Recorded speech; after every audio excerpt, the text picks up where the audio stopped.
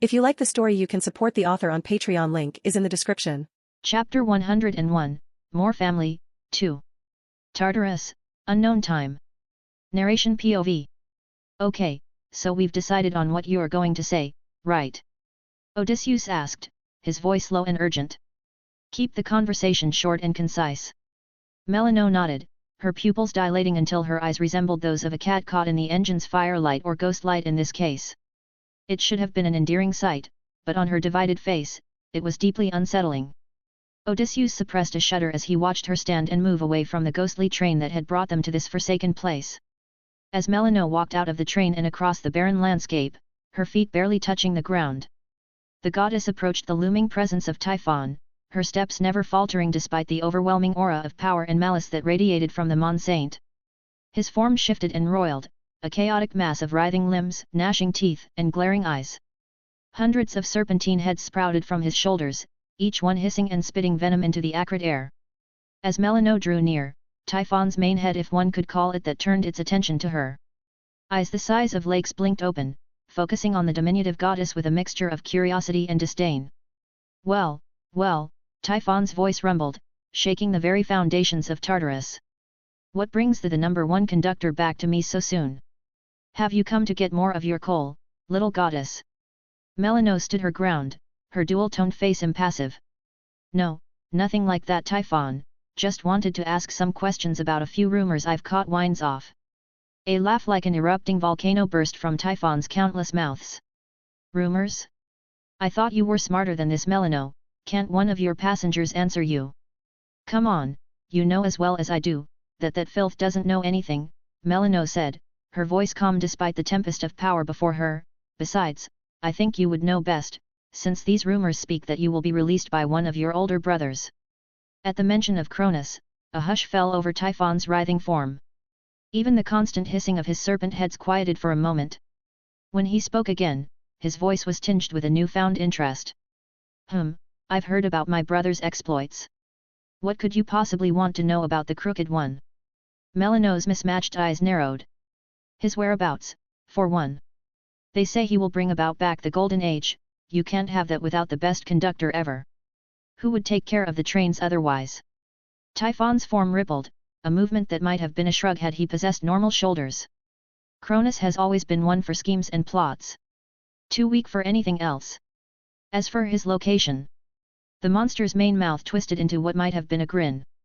That, I'm afraid, is knowledge only known to his brothers. Melino's expression didn't change, but inwardly she felt a flicker of frustration. She had hoped for more concrete information. Still, she pressed on. But haven't any of your children discovered anything? This plan could help save their precious dad. For a long moment, Typhon was silent, his countless fiery eyes blinking in an unsettling rhythm. When he spoke again, his voice was lower, almost conspiratorial. I know very little, though I have felt some of them heading to the labyrinth's exit. Melino nodded, her dual-colored hair swaying with the motion. I see. Thank you for the information, but Melino wanted to know more about Typhon to help Odysseus as much as possible, so she continued. What about you? Where do your allegiances lie? Will you also follow the Titan Lord like your children? I claim allegiance to no one but myself, my mother, father and wife, Typhon growled, his amusement fading as quickly as it had come. But know this, should Cronis succeed in his ambitions, these chains that bind me will not hold for long. And when that day comes... His voice trailed off, but the entire mountain shook. Melino nodded once more, sensing that she had gleaned all she could from this encounter. Thank you for your help, Typhon, I will definitely be there to see the day you are freed. As she turned to leave, Typhon's voice called out once more, stopping her in her tracks. Aren't you going to bring me my cousin? After all, family should be close. Melino froze, her mismatched eyes widening slightly. She turned back to face the monster, her voice carefully controlled. Your cousin? Typhon's 100 faces grinned, a sight more terrifying than any nightmare. Oh yes, the one who hides in your precious train even now. The cowardly one. Odysseus, son of Erebus. From his hidden vantage point, Odysseus felt his blood run cold. How had Typhon known he was there? Shouldn't the monster blood have hidden him? Melino, to her credit, didn't betray any surprise. I'm afraid I don't know what you mean, Typhon. I came alone, besides my clients. The monster's laughter echoed through Tartarus once more. Oh, little ghost, you cannot deceive the deceiver. I smell his stench, even from here. It reeks of death. Bring him forward, let me look upon the face of my kin who killed my wife. Melano stood her ground, her voice taking on a sharp edge. Our business is concluded, Typhon. I'll not play your games. You shall not leave this place, Typhon's voice rumbled. His fiery eyes seeming to claw at Melano's very essence. After all, I'm sure my father wants to meet his nephew as well. At those words, the ghostly train shook violently. Odysseus watched in horror as the spectral metal began to disintegrate, dissolving into nothingness. In moments, the train had vanished entirely, leaving him exposed alongside hundreds of Melano's monster clients. But this betrayal, shocking as it was, paled in comparison to what happened next. All the monsters seemed to shrink and fly into a spiral at Odysseus's side. A figure materialized, placing a hand on the hero's shoulder. The touch was cold, colder than anything Odysseus had felt before, and it sent waves of primal terror coursing through Odysseus's body. Melano's blood ran cold as she beheld the newcomer. His body was a masterpiece of nightmares, purple glistening flesh rippling with impossible muscle, black Stygian iron boots that seemed to absorb what little light existed in Tartarus. His breastplate was a gallery of horrors, faces of gorgons, monsters, cyclopes, and dragons pressing against the metal as if trying to escape their eternal prison. His fingers were tipped with razor-sharp black talons, each one capable of rending the fabric of reality itself. But it was his face, or rather, the lack thereof, that truly defined the terror of his presence. In place of normal features was a swirling whirlpool, an inward spiral of darkness that threatened to consume all who gazed upon it. This was no mere monster or titan. This was Tartarus himself, the primordial god of the abyss, given form. Then a voice that sounded like it was being drawn back inward rather than projecting outward spoke. It's nice to finally meet my nephew. Gaia has been talking about you a lot lately. Chapter 102, Thunder, Water, Wisdom, and Nature. Camp Half-Blood, 12th of June 2006. Thalia POV. Thunder, water, wisdom, and nature, I said aloud as I descended the attic stairs, my mind still reeling from the prophecy I'd just received. So you got one? I heard a weathered voice beside me. Turning, I found myself face to face with Chiron, his centaur form in all its glory. His ancient eyes searched mine, probably looking for any sign of distress or uncertainty. As I looked at his weathered face, my thoughts drifted back to a particular verse of the prophecy, for darkness child will fail his quest. Did that mean Ozzy was going to fail? It seemed impossible, given how capable he was. And if he was going to fail, should I try to go to Tartarus to help him? Would it even make a difference? No, I had to focus on the task at hand, finding Jason. The prophecy said Ozzy would fail, not that he would die. I had to believe that, at least. I looked back up at Chiron, forcing a smile. Yeah, I got one. He smiled back, probably relieved that I had gained a quest and, therefore, permission to leave camp, the very thing I had wanted, though now I was starting to think it wasn't so great. He seemed to want to ask me about the prophecy, but since I didn't want to worry him, I feigned ignorance and quickly left the big house. The moment I stepped outside, a gentle breeze carried the scent of ripe strawberries and sea salt. Then came the unmistakable smell of Dr. Pepper. Hey Pinecone Face, looks like you got what you needed, hey. I felt a vein pop in my head. Pinecone Face, that was the name Mr. D had been calling me since I turned back from being, well, a pine tree. I honestly wanted to summon a bolt and disintegrate the god next to me, but I knew that wouldn't end well. So, I simply walked past him and toward the girl waiting at the end of the deck. Annabeth Chase stood with her arms crossed, her stormy grey eyes sharp with curiosity. Her blonde hair was tied back in a messy ponytail, and she wore the standard orange Camp Half-Blood t-shirt. Around her neck hung the necklace filled with camp beads. She had more than me now. I made a mental note to have Chiron give me some. I couldn't have wise girl be better than me, or her big head would only get bigger. So, Annabeth said as I approached, her voice a mix of excitement and apprehension, did the oracle say anything? Did you get one? I cracked a smile, knowing that Annabeth was itching to get away from camp, maybe even more than I was. Let's just say things are about to get interesting, I replied, my voice low. We need 2 more. Annabeth's eyes widened, a grin spreading across her face as the implications sank in. A quest, she breathed, her voice barely above a whisper. We got a quest. I nodded, grateful for her quick understanding. Yeah, and it's a big one. Tell me everything, Annabeth insisted, falling into step beside me as we began to walk away from the big house. We made our way down the path that wound between the cabins, and I recounted what had happened up in the attic. I described the eerie green mist, the vision of Ozzy and the strange black and white woman, and the cryptic words of the prophecy. 4 souls, Annabeth mused as we walked. Water, wisdom, nature, and thunder. Well, thunder is obviously you, daughter of Zeus. And I guess I'm wisdom. As for nature, maybe it's a child of Demeter. Annabeth added, probably overthinking every person in Demeter's cabin as for who would best fit. I nodded. Maybe. As for water. Both of our eyes drifted towards the low, long cabin at the end of the row. Cabin 3, Poseidon's cabin. Its walls were rough grey stone studded with pieces of seashell and coral, as if it had been hewn straight from the bottom of the ocean floor. Percy, we said in unison. We approached cabin 3, the sound of laughter drifting through the slightly ajar door. It was a mix of bleating giggles and deeper, more human chuckles. Annabeth and I exchanged a glance before I raised my hand and knocked firmly on the door. The laughter inside abruptly ceased, replaced by the sound of scrambling and hushed whispers. After a moment, the door swung open, revealing a slightly disheveled Percy Jackson. His black hair was even messy than usual, and his sea-green eyes sparkled with barely contained mirth. Thalia!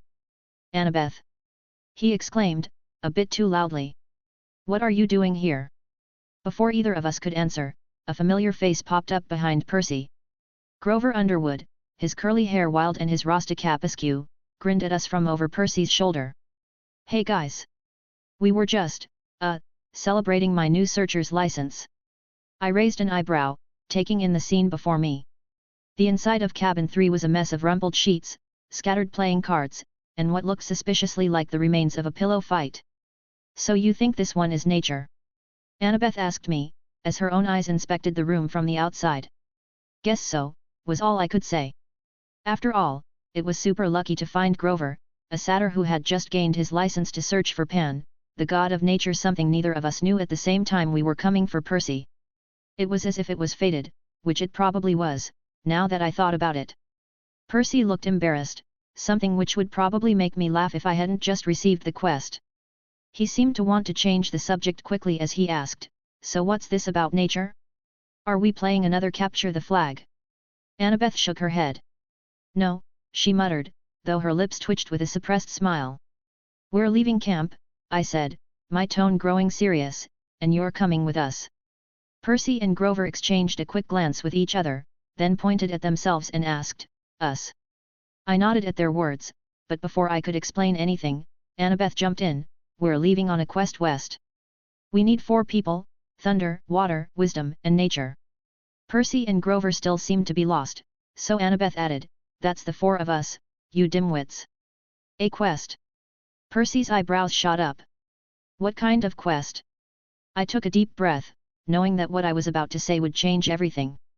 We're going to find the Roman camp. The silence that followed was deafening. Percy's mouth hung open, Grover's eyes were as wide as dinner plates, and even Annabeth looked shocked. Roman camp. Annabeth was the first to recover. What do you mean, Roman camp? I sighed, running a hand through my spiky hair. It's complicated.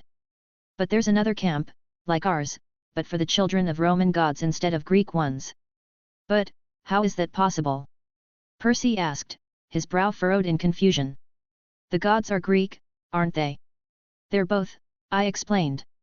They have 2 aspects, Greek and Roman. And apparently, they've been keeping the 2 groups of demigods separate for centuries. Grover bleated nervously. But why? And how do you know about this? I hesitated for a moment before answering. Because, my brother is there. Another stunned silence fell over the group. Your brother? Annabeth's voice was barely above a whisper. But I thought so too, I said, my voice thick with emotion. But he's alive. His name is Jason, and he's at the Roman camp. Percy stepped forward, his expression serious. Thalia, are you sure about this?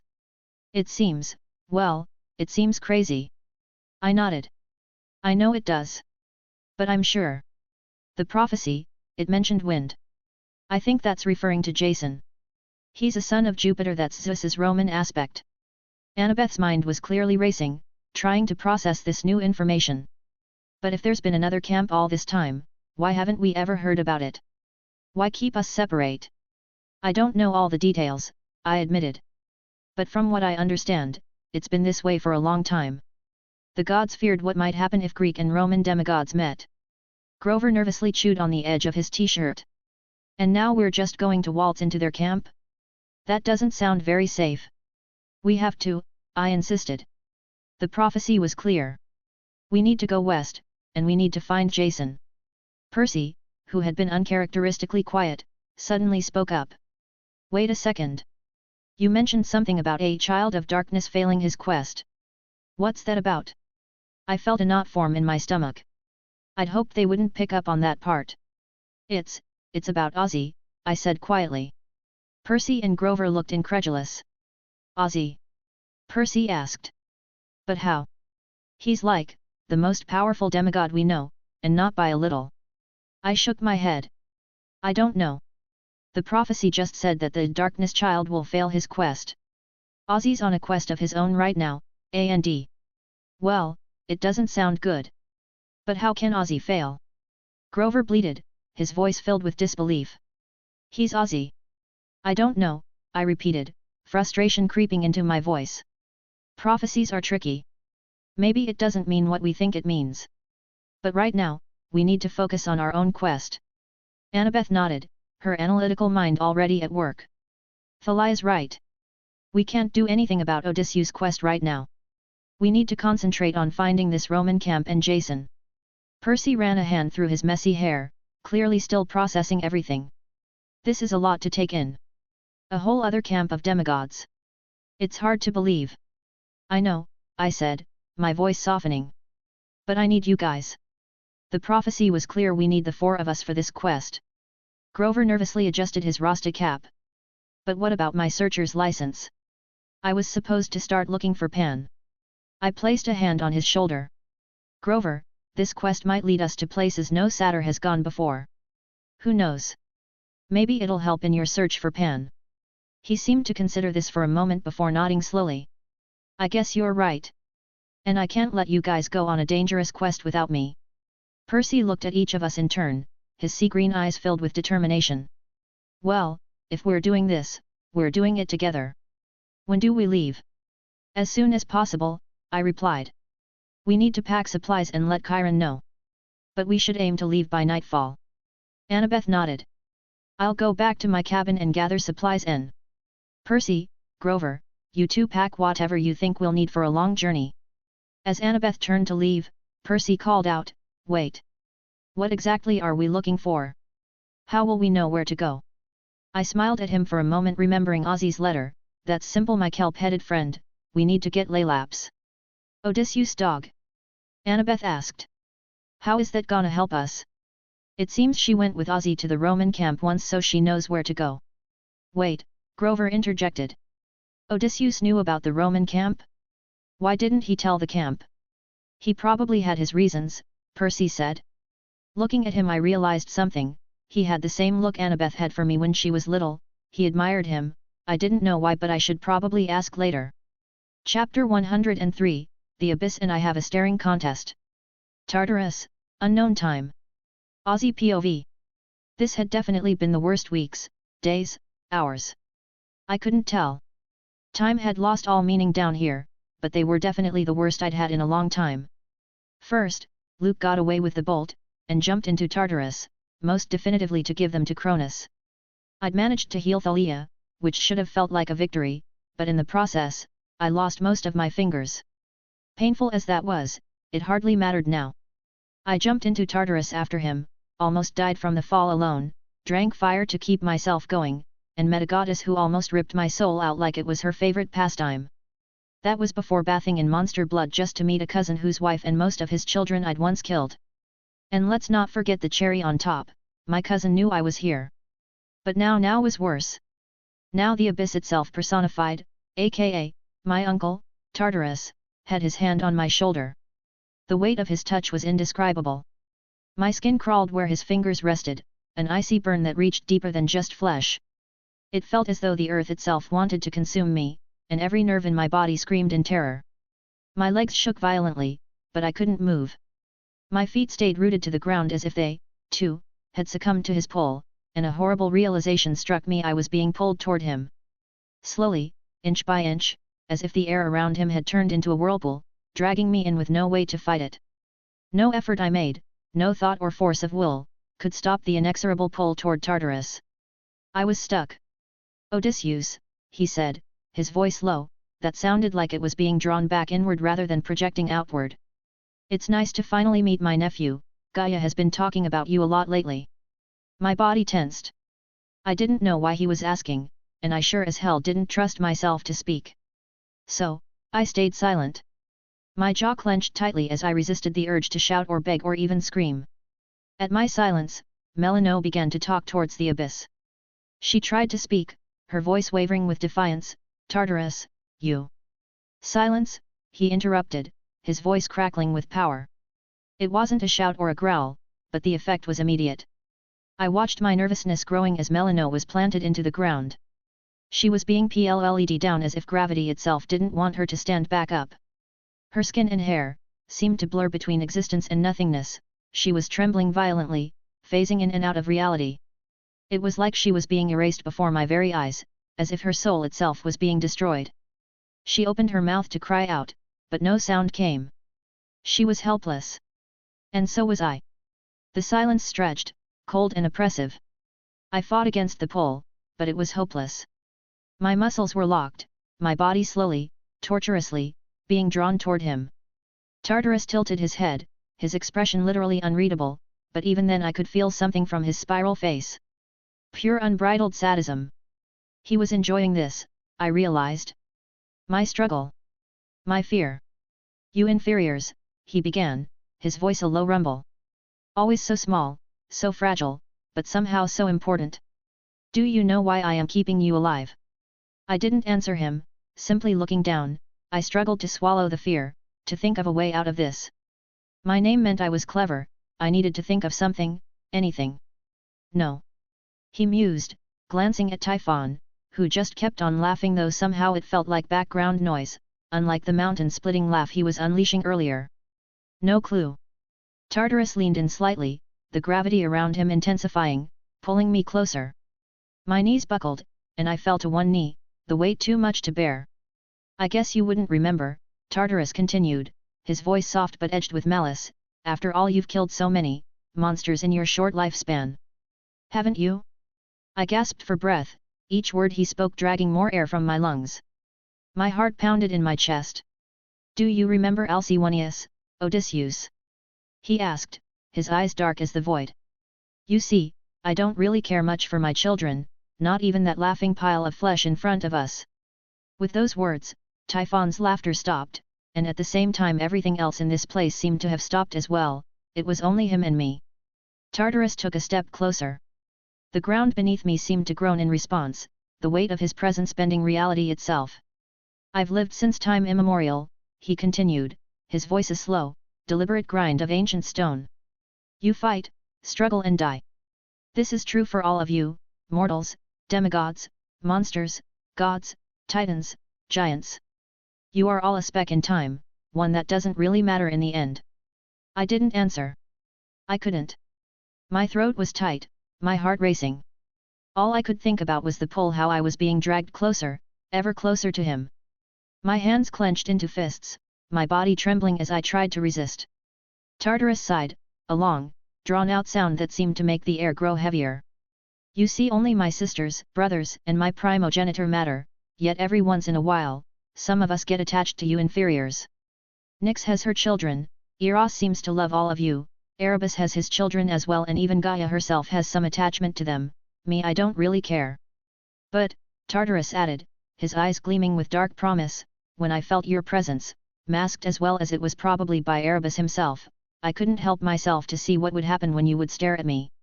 For a moment, I thought I'd break. The weight of Tartarus's power, the hopelessness of the situation, it all pressed down on me like an ocean crashing over my head. But somewhere, deep inside, a spark of defiance flickered. It wasn't much, but it was enough. Yet you can't move from here, so powerful yet you are more imprisoned than the monsters in here, I managed to grind out between clenched teeth. Tartarus chuckled darkly. Are you proud? In your wit, I mean. Suddenly, his grip on me tightened.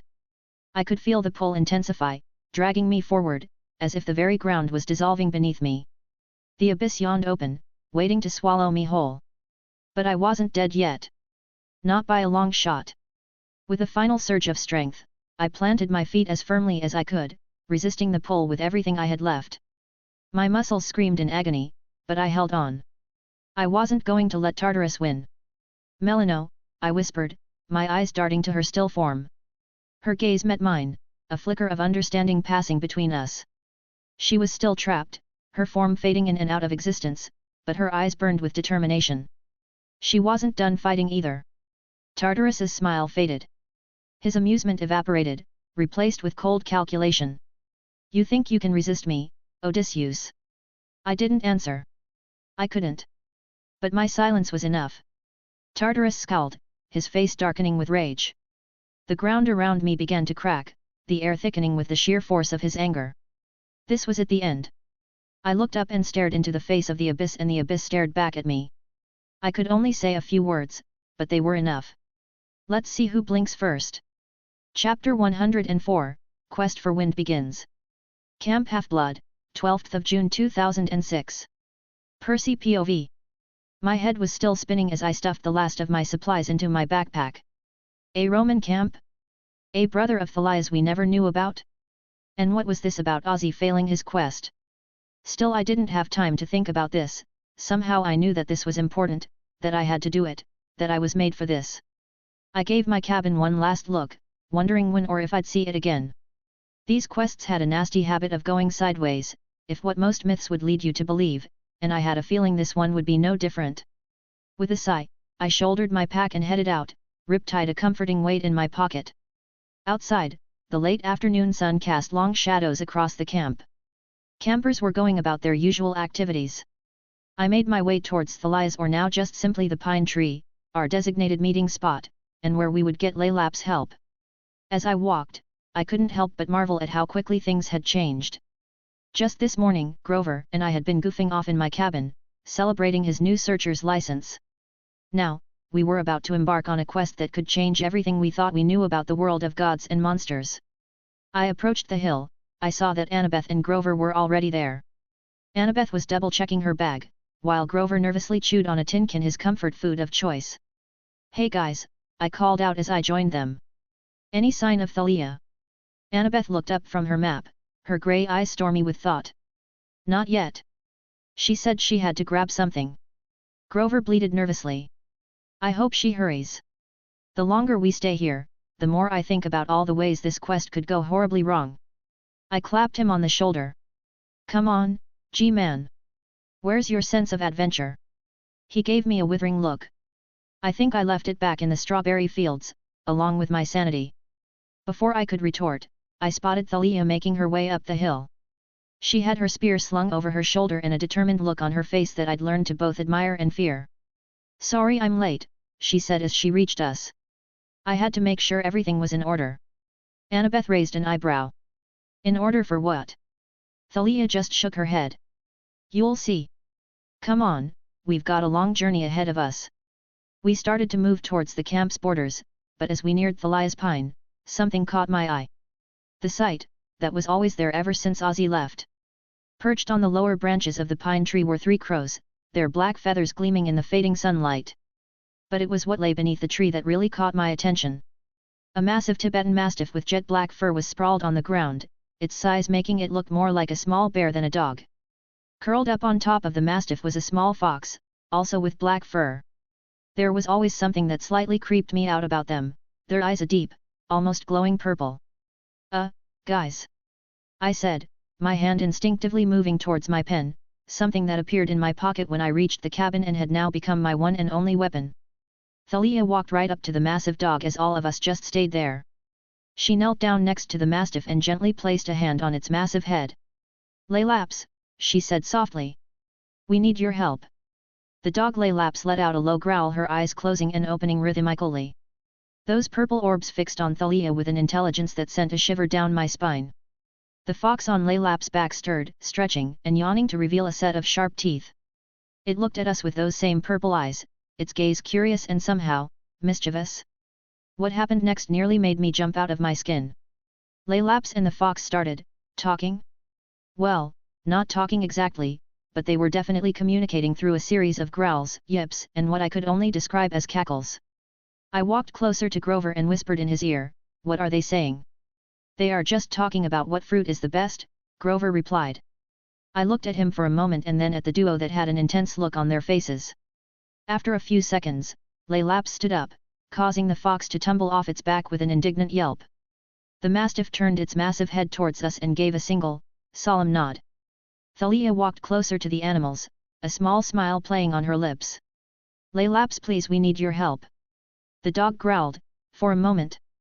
Thalia looked back at Grover and asked, "What did she say?"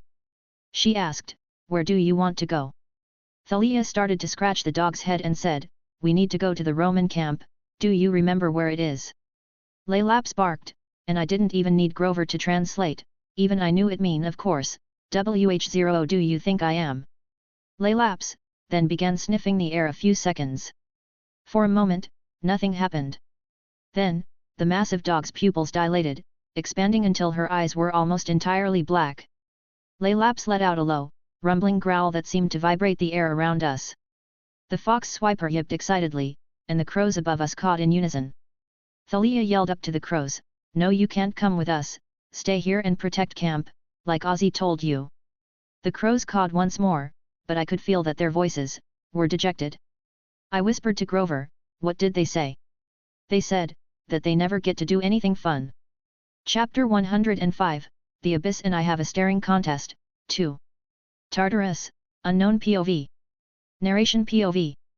"Then let's see who blinks first," Odysseus muttered, trying to sound brave as he steeled himself to face one of the 5 beings birthed by chaos itself.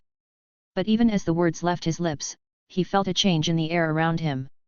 It was like the universe had suddenly decided to play a cosmic game of the floor is lava, except in this version, the floor was trying to eat you.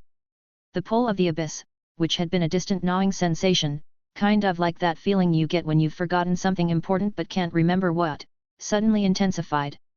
Odysseus felt his feet sliding across the cracked, obsidian ground. It wasn't a gentle slide, mind you. No, this was more like trying to stand still on a treadmill set to Tartarus mode. Inch by excruciating inch, he was being dragged closer to the eternal maw of the abyss. It wasn't just a pull anymore, it was as if the very concept of gravity had turned against him. Odysseus briefly wondered if this was how socks felt in a washing machine. Beside him, Melano let out a strangled gasp. The goddess, already weakened from their earlier confrontation, because apparently, one near-death experience per day just wasn't enough, was struggling to keep her form intact. Her spectral body flickered and wavered like a bad TV signal, fighting against the inexorable pull. "Your defiance is amusing," Tartarus's voice rumbled, echoing through the endless abyss. His words were like ancient stones grinding together, the sound alone enough to shake Odysseus to his core. If mountains could talk, aside from Typhon, Odysseus thought, this is what they'd sound like after gargling gravel for a few millennia. The spiral that served as Tartarus's face seemed to spin faster, creating a dizzying effect that threatened to overwhelm Odysseus's senses. With each passing second, the oppressive weight of Tartarus's power grew heavier. Odysseus felt as if his very bones were being compressed, threatening to collapse under their own weight. Each breath he took was a monumental effort, like trying to inhale molten lead. The ground around them cracked and splintered, unable to withstand the intense gravitational forces at play. Fissures opened up, revealing glimpses of even deeper, more terrifying layers of the abyss below. Odysseus had a fleeting thought that maybe, just maybe, challenging a primordial being wasn't his brightest idea. Odysseus struggled to think, to formulate any semblance of a plan, but the overwhelming gravitational pull made it hard to focus. The world was fading into a haze of pain and exhaustion, the force threatening to crush him completely. The only thing he could focus on was his incantation. He didn't know what would happen if he recited it again, but it was his only option. The risks were immense, the consequences potentially deadly, but in the face of certain doom, what choice did he have? It was either this or become a permanent decoration in Tartarus's armor, and Odysseus wasn't really feeling joining monsters as a breastplate. Odysseus gritted his teeth, his mind racing against the encroaching darkness. It has to work. It has to. The words came slowly at first, his voice strained under the immense pressure. But with every syllable, a spark of defiance grew within him, pushing back against Tartarus's gravitational onslaught. It was like trying to light a match in a hurricane, but hey, he'd done crazier things. Probably. Omicron pi lambda iota omicron nu sigma beta sigma omicron nu tau phi sigma omicron upsilon, opal, dim your light, dot. The incantation was like poison, bitter on his tongue, but undeniably powerful. He could feel it immediately, a terrible force thrumming inside him, growing with each word.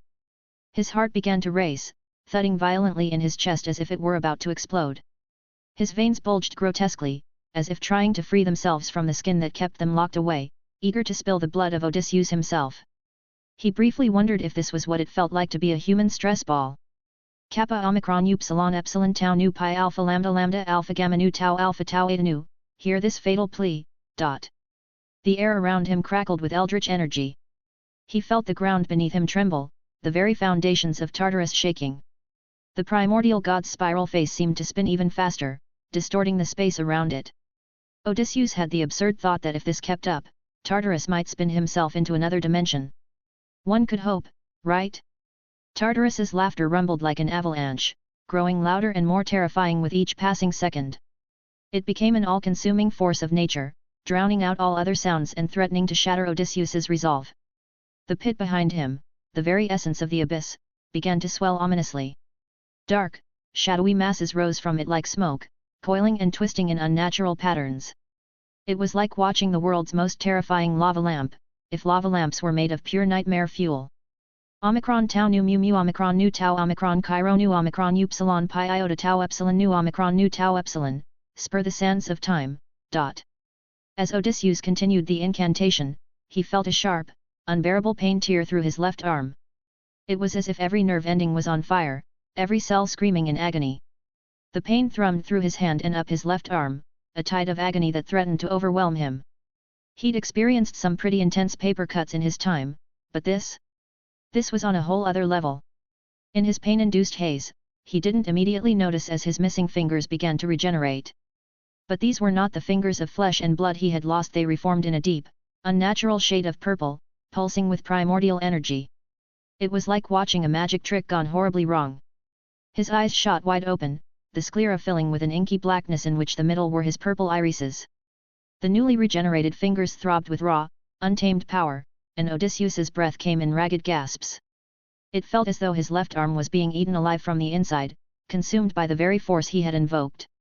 Kappa alpha tau pi nu epsilon mu alpha lambda epsilon theta epsilon rho omicron nu pi omicron iota omicron nu tau epsilon, and set the spirit free, dot. With the final word of the incantation, Odysseus felt the force within him explode outward. Black mass began bubbling underneath him, invading the earth in every direction. His ankles were submerged in the black mass, which then reached Melino's flickering body, consuming her. Tartarus's spiral face seemed to contort, the patterns within it shifting chaotically. That's interesting. His voice was like thunder, shaking the very earth beneath them. Now show me what you can do, little nephew. Show me the power you think can challenge a primordial god. Odysseus couldn't help but think, great. Now I've impressed the unkillable force of nature. This day just keeps getting better and better. The gravitational pull intensified once more, the very fabric of space bending to Tartarus's will. Odysseus and Melino were dragged closer to the edge of the abyss, their feet leaving deep furrows in the ground as they struggled against the inexorable force. It was like trying to run the wrong way on the world's most terrifying conveyor belt. But even as they were pulled forward, the black mass that had emerged from the pit began to spread with renewed vigor. It clung to Odysseus and Melino, not pulling them down, but seeming to anchor them against Tartarus's gravitational assault. The darkness spread further, defying the primordial god's control over gravity, creeping up towards his colossal form. Odysseus clenched his fists, feeling the raw energy coursing through him. He knew he didn't have time to waste, he didn't need to beat the primordial, he only had to escape. To where, he didn't know, but anywhere had to be better than here. The black mass continued to spread, growing in intensity, seemingly unstoppable. Melino emerged from the black mass, a whistle appearing in her hand. Odysseus couldn't help but wonder if this was the universe's way of telling him it was time for a timeout. Meanwhile, Odysseus' spear materialized in his own hand, the black mass beginning to crawl onto it. Chapter 106, Grabbing a Bus. Long Island, 12th of June 2006. Annabeth POV. By Argus, I said, waving at the 100-eyed giant. He nodded with his ever-present smile, eyes blinking in unison. I always wondered why he never spoke to us. Some of the campers had theories. One said he was mute, another claimed he'd lost his tongue defending the camp from a monster. The most famous theory, though, was that he had an eye on his tongue and didn't want to freak us out. Personally, I thought he just enjoyed the mystery. I stepped out of the car, my sneakers crunching on the gravel, and closed the door behind me. We watched as Argus drove off, his 100 eyes scanning every angle of the road like some kind of human, well, giant, security system. The strawberry fields that usually surrounded Camp Half-Blood faded into the distance, replaced by the stark concrete of a nearly deserted parking lot. Our cross-continental bus was nowhere in sight. Great. Nothing like being late when you're trying to fix a rupture thousands of years old, before your best friend basically began the Greek apocalypse. Grover fidgeted nervously beside me, shifting his weight from hoof to hoof. His furry legs peeked out from beneath the wide cargo pants he used to hide his sadder nature. I could practically smell his anxiety, a mix of goat and nervous sweat that was uniquely Grover. "You okay there?" I asked, nudging him with my elbow. He bleated softly. "Yeah, just, you know. Big quest. Lots of monsters. Search for Pan. It's a lot."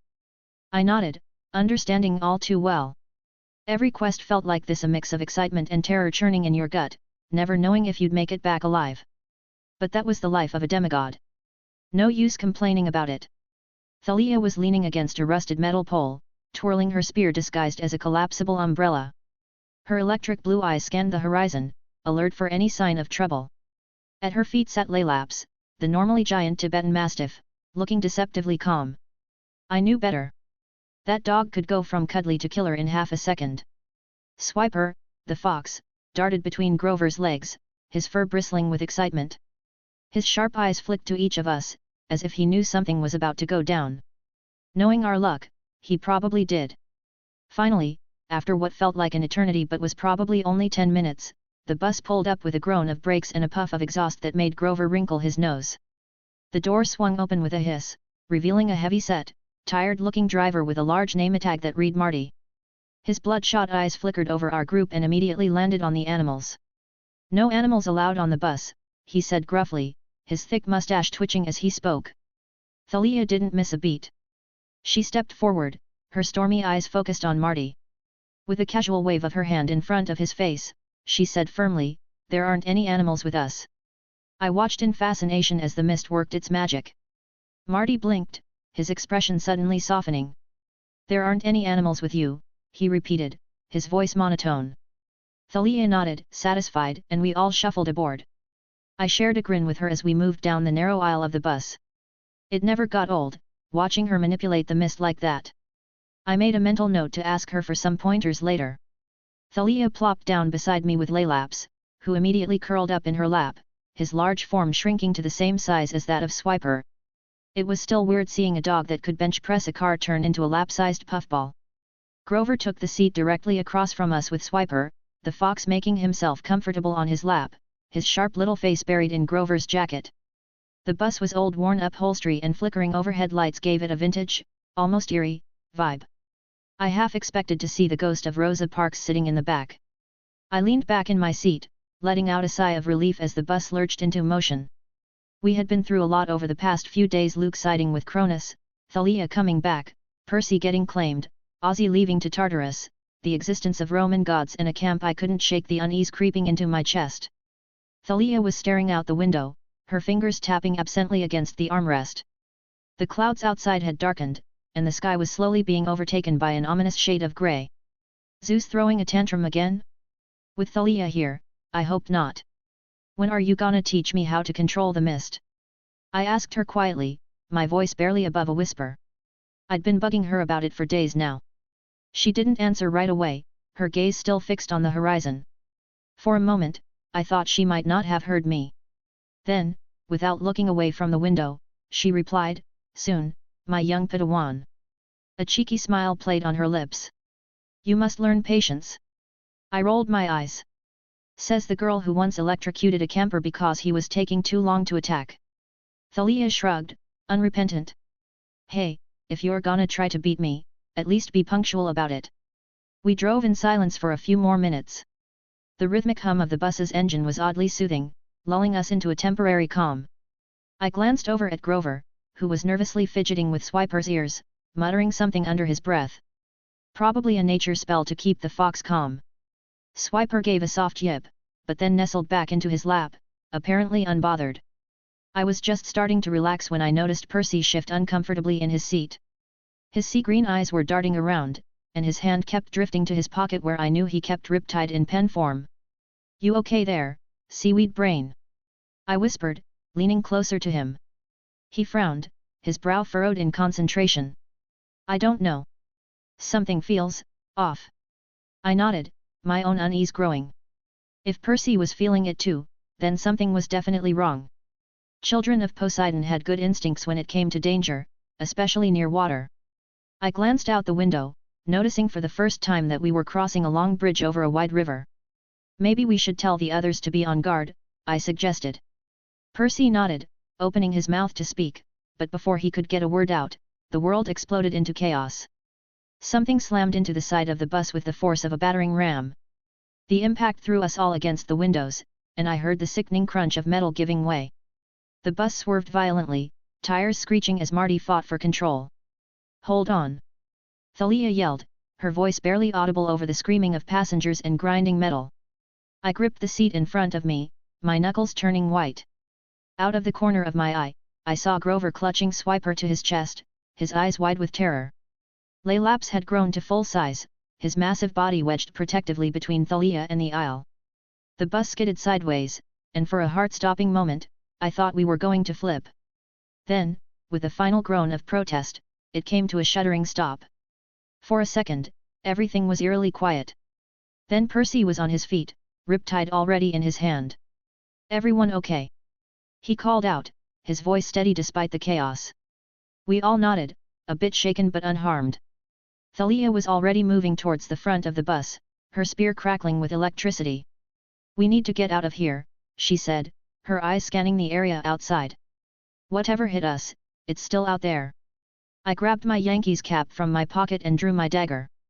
Grover fumbled for his reed pipes, while Laylaps and Swiper grew to their full, intimidating sizes. As we made our way to the bus door, I couldn't shake the feeling that we were walking into something big. Something dangerous. The air felt thick with tension, like the calm before a storm. We stepped off the bus and into the fading daylight. And that's when I saw them. 30 creatures, all identical, stood in front of us, their eyes glinting in the dim light. They looked like someone had taken a unicorn and decided to play mix and match with other animals. They had the stumpy feet of an elephant, a boar's tail, and the body of a horse. Their heads were shaped like a deer's, sporting a single large, black horn. Oh, and they were the size of a van. Because apparently, regular-sized mythical creatures just weren't challenging enough. Monoceros, Grover whispered, his voice trembling. 30 Monoceros. I swallowed hard, my grip tightening on my dagger. This was it. This was what all my training had been for. My first real monster battle. As we faced off against the creatures, a small part of my brain, the part that wasn't screaming in terror, couldn't help but think, well, at least it can't get any worse than this. I really should have known better by now. Chapter 107, The Abyss and I Have a Staring Contest, 3. Tartarus, Unknown POV. Odysseus POV. You know those moments in life when you think, hey, maybe things aren't so bad after all? Yeah, this wasn't one of those. 1 second, Tartarus's laughter was booming through the darkness like the world's most terrifying surround sound system. The next, reality decided to play Twister. The black mass around me, my new best frenemy, responded to my desperate wish, and suddenly Melano and I were swallowed up, vanishing from one spot and reappearing somewhere else. Odysseus, Melano said, her voice tight with urgency, I think I can get us somewhere safe. She grabbed for the half-black, half-white whistle hanging around her neck. But before she could do her ghostly conductor routine, we saw him. Tartarus. Standing right in front of us, again, because apparently instant teleportation is just another Tuesday for him, Have you ever seen a black hole up close? Neither have I, but I imagine it looks a lot like Tartarus's face if black holes had a thing for spirals and cosmic horror aesthetics. His face spun slowly, like the world's most ominous hypnosis wheel. The laughter was gone, replaced by a silence so heavy it felt like it could crush mountains. I could feel his power pressing down on us. Gravity itself seemed to bow to his will, as if Newton's laws were more like Newton's gentle suggestions when Tartarus was around. He hadn't just found us, he had let me think I could escape. Classic villain move, really. I'd appreciate the dramatics if I wasn't, you know, about to be cosmic dust. Did you think you could run, nephew? His voice was quieter now, but trust me, that didn't make it any less pant-sweatingly terrifying. It rumbled through the ground like a distant avalanche, sending tremors through the cracked, black stone beneath my feet. I half expected the ground to split open and swallow us whole. Knowing my luck, it probably would have spit us right back out at Tartarus's feet. I had no answer. No plan. My mind was racing faster than Hermes on espresso, but coming up empty. I needed to buy time for whatever Melano had in mind. A part of me, the part that wasn't frozen in terror, didn't want to trust her. But hey, beggars escaping primordial beings can't be choosers. The black mass began to stir again, reacting to my rising desperation like an overeager puppy made of nightmare fuel. It slithered up my arm, pulsing with a rhythm that matched my heartbeat. I could feel it urging me forward, pushing me toward an action I wasn't sure I was ready for. But what other choice did I have? Make small talk with Tartarus about the weather in the depths of himself? The spear was still in my hand, the black mass crawling over it like it was trying to give it a makeover. I tightened my grip and let the black mass crawl further up my body. It was like being swallowed by the world's friendliest tar pit. And then things got weird. Well, weirder. I felt myself growing literally. My body expanded as the black mass covered me, my muscles swelling like I'd just gone through puberty in fast forward. My bones groaned under the weight of it all, probably wondering what they'd done to deserve this. The world seemed to shrink as I towered above the cracked earth. My spear, once a regular weapon, was now a colossal toothpick in my hand. I'd grown to the same size as Tartarus. The black mass writhed around me, forming massive, shifting fists. For a brief, beautiful moment, I thought I might actually have a shot at this. Spoiler alert, I didn't. With a roar that would have made the Nemean lion proud, and possibly a little jealous, I lunged at Tartarus.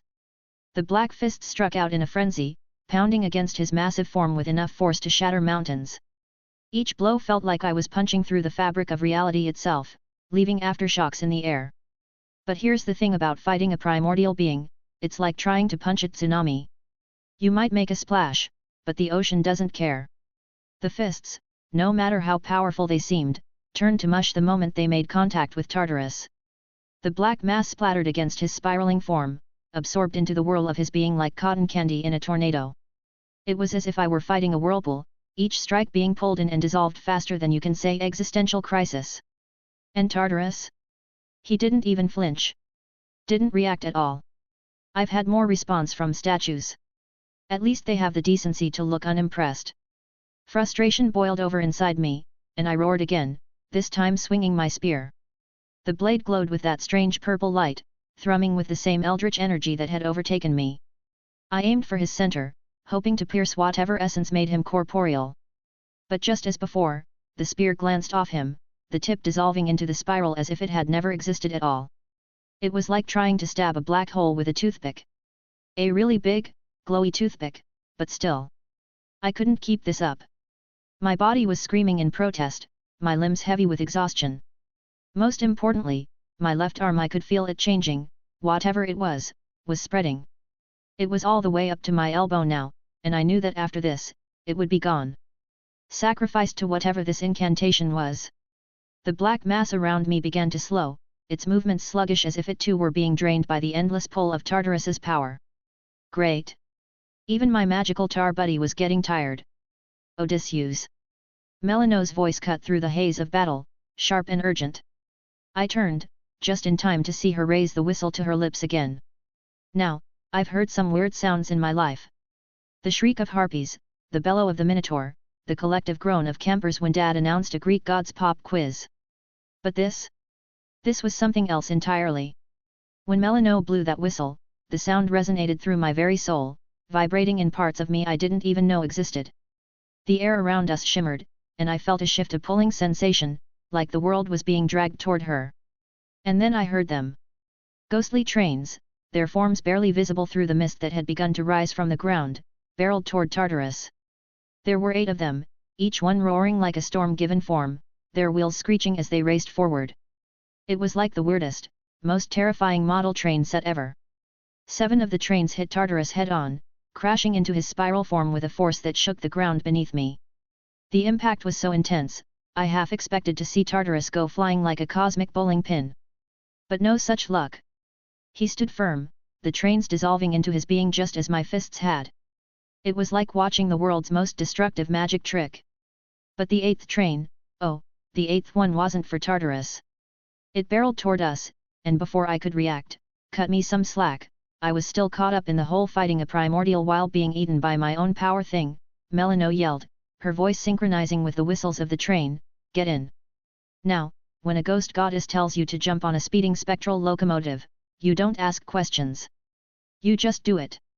I let go of the black mass keeping up my giant form, throwing it towards Tartarus in a wave. It was like reverse silly stringing a primordial being. Then, I did what any sane demigod would do. I threw myself into an open window of a moving ghost train. Have you ever tried to gracefully enter a moving vehicle?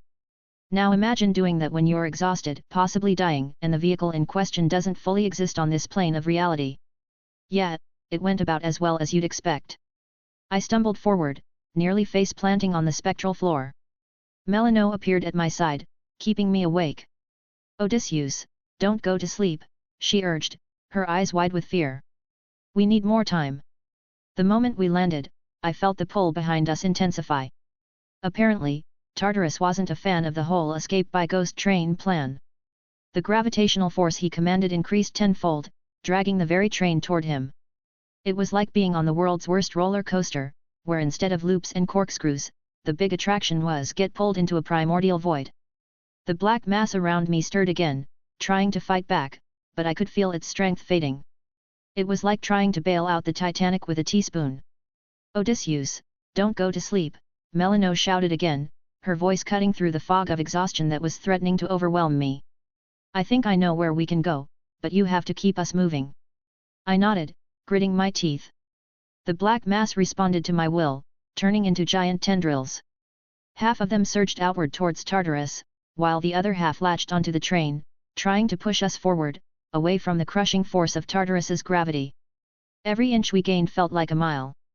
The pain in my left arm was now unbearable, like someone had replaced my blood with liquid fire. It was as if the very life was being drained from me with every effort I made. I'd always wondered what it felt like to be a battery, and let me tell you, it's not fun. The darkness behind us seemed to swell, the spiral of Tartarus growing larger as the train fought against the pull. I could feel the black mass reaching its limit, no, not its limit, my own. My left arm felt like it was trying to secede from the rest of my body, the pain now all the way up to my shoulder. My vision blurred as exhaustion took hold, the edges of the world starting to fade to black. And then, just as I thought I couldn't push any further, just as I was about to call it quits and ask Tartarus if he had any openings for slightly used demigod, something happened. A shadow fell over us. I glanced up, barely able to focus, and saw it a black mantle, like the night itself had decided to join our little escape party. It descended over the train, wrapping around us like the world's largest, darkest security blanket. It covered the entire locomotive in its inky embrace. The moment it touched us, I felt the pull of Tartarus fade. The gravity that had threatened to crush us suddenly disappeared, like someone had flipped a cosmic switch. It was like being in the eye of a hurricane, a moment of eerie calm in the midst of chaos. Relief washed over me, but it was fleeting. The pain in my body was too much, a reminder that even if we'd escaped Tartarus, I was far from okay. My vision darkened, my limbs growing heavier by the second. I could feel myself slipping, my body finally deciding it had had enough of this whole conscious thing. I fell forward, dimly aware of someone catching me before I could introduce my face to the train's floor. Melano's voice reached me, distant and muffled, calling my name. But I couldn't respond. My tongue felt like it was made of lead, and my brain wasn't far behind. The world around me faded into blackness, and before I knew it, I was falling into a deep sleep. My last coherent thought? This quest fucking sucks. Chapter 108, Unicorns Try to Eat Us. Long Island, 12th of June 2006. Percy POV. So there we were, standing outside a crashed bus on some random bridge, facing off against 30 Monoceros. And let me tell you, these weren't your friendly neighborhood unicorns. These guys were the size of vans, with bodies like horses, elephant feet, boar tails, and deer heads sporting a single massive black horn. Talk about identity crisis. Nice horsies. I said, because apparently facing certain death turns me into a 4-year-old. The lead Monoceros snorted, pawing at the ground with its elephant foot. Its eyes gleamed with an intelligence that made me seriously uncomfortable. We are not horses, son of Poseidon, a voice echoed in my head. Great. Telepathic murderous unicorns. Just what my day needed. Look, I tried again, maybe we can talk about this? I'm sure we can come to some kind of agreement that doesn't involve you guys trampling us into demigod pancakes. Not even a son of Poseidon would stop us from having a meal, the voice replied. It has been decades since we last feasted on hero flesh. Okay, so negotiation was off the table. I uncapped Riptide, my trusty ballpoint pen that transforms into a celestial bronze sword. Guys, I called to my friends, I don't think these unicorns are the friendship is magic type. That's when all Hades broke loose. The Monoceros charged as one, their horns glowing with an eerie light. Beams of energy shot from their horns, scorching the pavement where we stood moments before. We scattered, diving for cover behind the wreckage of the bus. Kelp head! Thalia yelled at me, her electric blue eyes flashing with annoyance. Get your head in the fight. Easy for her to say. She was already in full battle mode, her shield aegis expanded, the bronze head of Medusa so terrifying that even some of the Monoceros hesitated. Lightning crackled around her spear as she jabbed at any monster that got too close. Annabeth materialized next to Thalia, her Yankees cap clutched in one hand, her celestial bronze dagger in the other. They moved together like they'd been fighting side by side for years, which, I guess, they had. Percy! Annabeth shouted. Just like we trained, come on, we were born for this. Right, I was a demigod, this was basically my job, so with a final sigh I steeled myself. I rolled out from behind the bus, narrowly avoiding a hoof the size of a trash can lid. Riptide hummed in my hand as I slashed at the nearest Monoceros. The celestial bronze blade struck the horn of the man-eating unicorns. I slashed once more, but the horse just counterattacked again with its own horn. Seriously, did they have classes on how to sword fight with their horns? How was this one so good? I continued hacking away, trying to impale the horse, but it wasn't really effective. Then I saw an opening, its horn began to brighten, and for a single moment it allowed to get close, thrusting Riptide into its torso and turning into yellow dust. I huffed, some sweat drifting from my brow. Out of the corner of my eye I saw Grover still hiding behind the bus, checking on the passengers, and Laylaps and Swiper were holding their own, believe it or not. The giant dog had clamped his jaws around one Monoceros's neck, while Swiper, now the same size of the bus, thrashing around the Monoceros that got too close to him. For a moment, I felt a twinge of envy. Even the animals were doing better than me. Percy! Thalia's voice snapped me back to attention. A little help here. She was surrounded by 3 Monoceros, their horns glowing ominously. Without thinking, I reached out with my mind, feeling for any source of water. The river below us responded, a massive column of water rising up and crashing onto the bridge. The Monoceros stumbled, momentarily blinded. Thalia seized the opportunity, her spear arcing through the air and connecting with one of the Monoceros' gut. A squelching sound ringing out before it turned into a puff of yellow smoke. The Monoceros let out a psychic wail of pain that made my head feel like it was splitting open. But now we knew they could be hurt. Annabeth appeared out of nowhere. Seriously, that invisibility cap was getting annoying, leaping onto the back of a Monoceros. She stabbed at the base of its horn with her dagger. I charged forward, ducking under a beam of energy that singed my hair. Note to self, avoid getting hit by those. I slashed at another Monoceros, this time aiming for its neck. Riptide connected with a resounding clang, and I felt it cleaving straight through. The battle raged on, a chaos of flying hooves, flashing horns, and the occasional bolt of lightning. Thanks, Thalia. Laylaps and Swiper were a blur of fur and fangs, keeping most of the Monoceros from grouping up and ramming us, like a wrecking ball. Slowly but surely, we were making progress. One by one, each Monoceros dissolving into a pile of yellow dust. But there were still too many, and we were getting tired. In a slip-up, I saw a light directed at me, then I felt a scorch on my chest and then the pain came.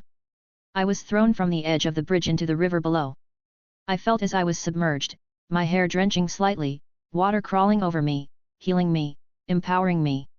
I didn't know how much time had passed, when the pain vanished, but a second later I willed the water to solidify and rise, bringing me up to the bridge, riptide in hand. Where are they? I'm gonna make horse barbecue. Thalia, Annabeth, Grover, Swiper and Laylaps just stood there looking at me. Then I noticed there were no unicorns left, but Annabeth's blonde hair was weirdly more yellow than usual, along with other yellow dust sprawled around.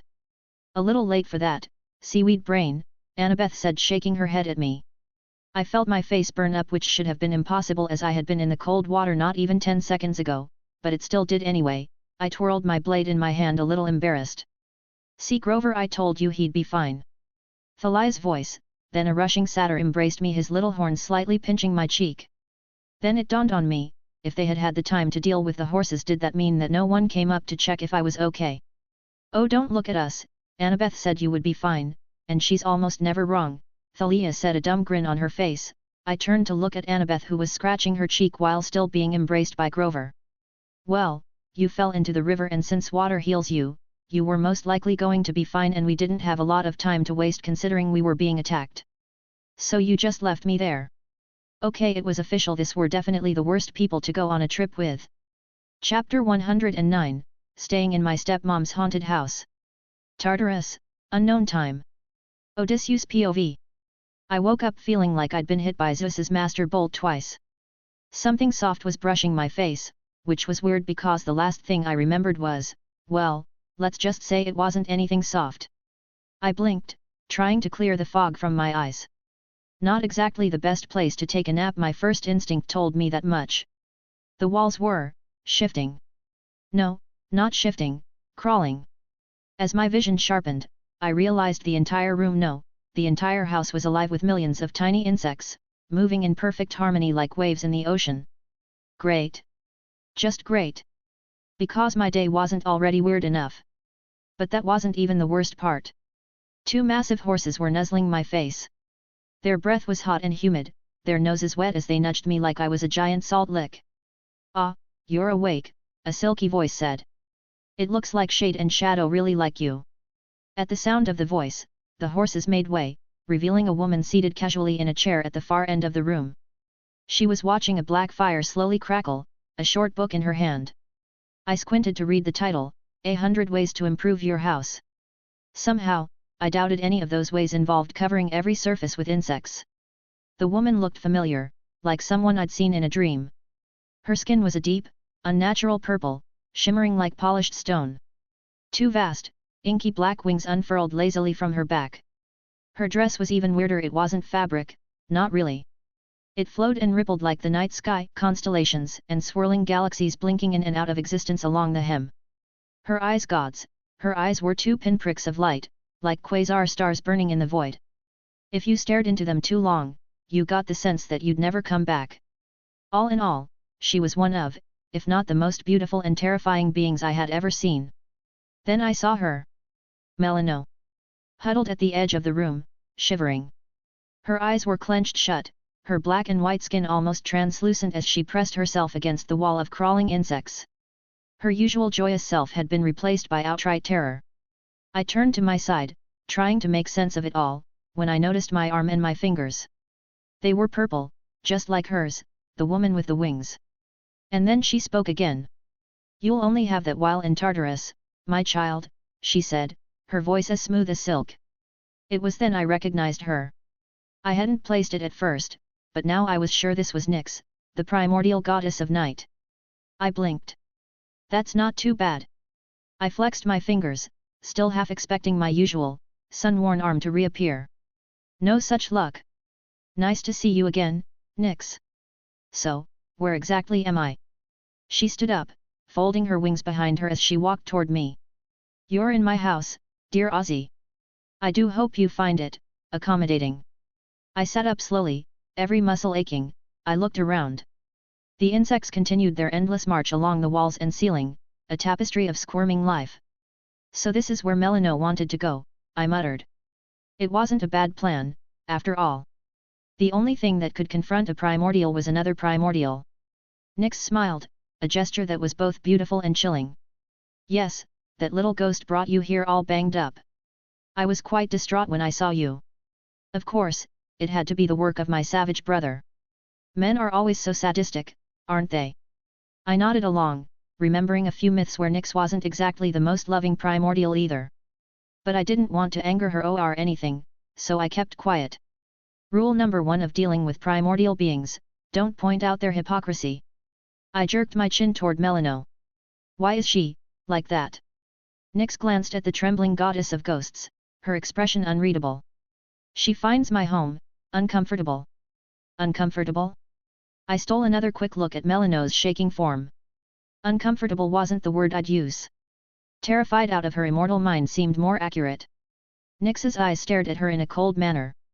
She was not made for this place. I was quite surprised that she came in here, not that I mind. My house is always open, just that not a lot of people seem to find it inviting.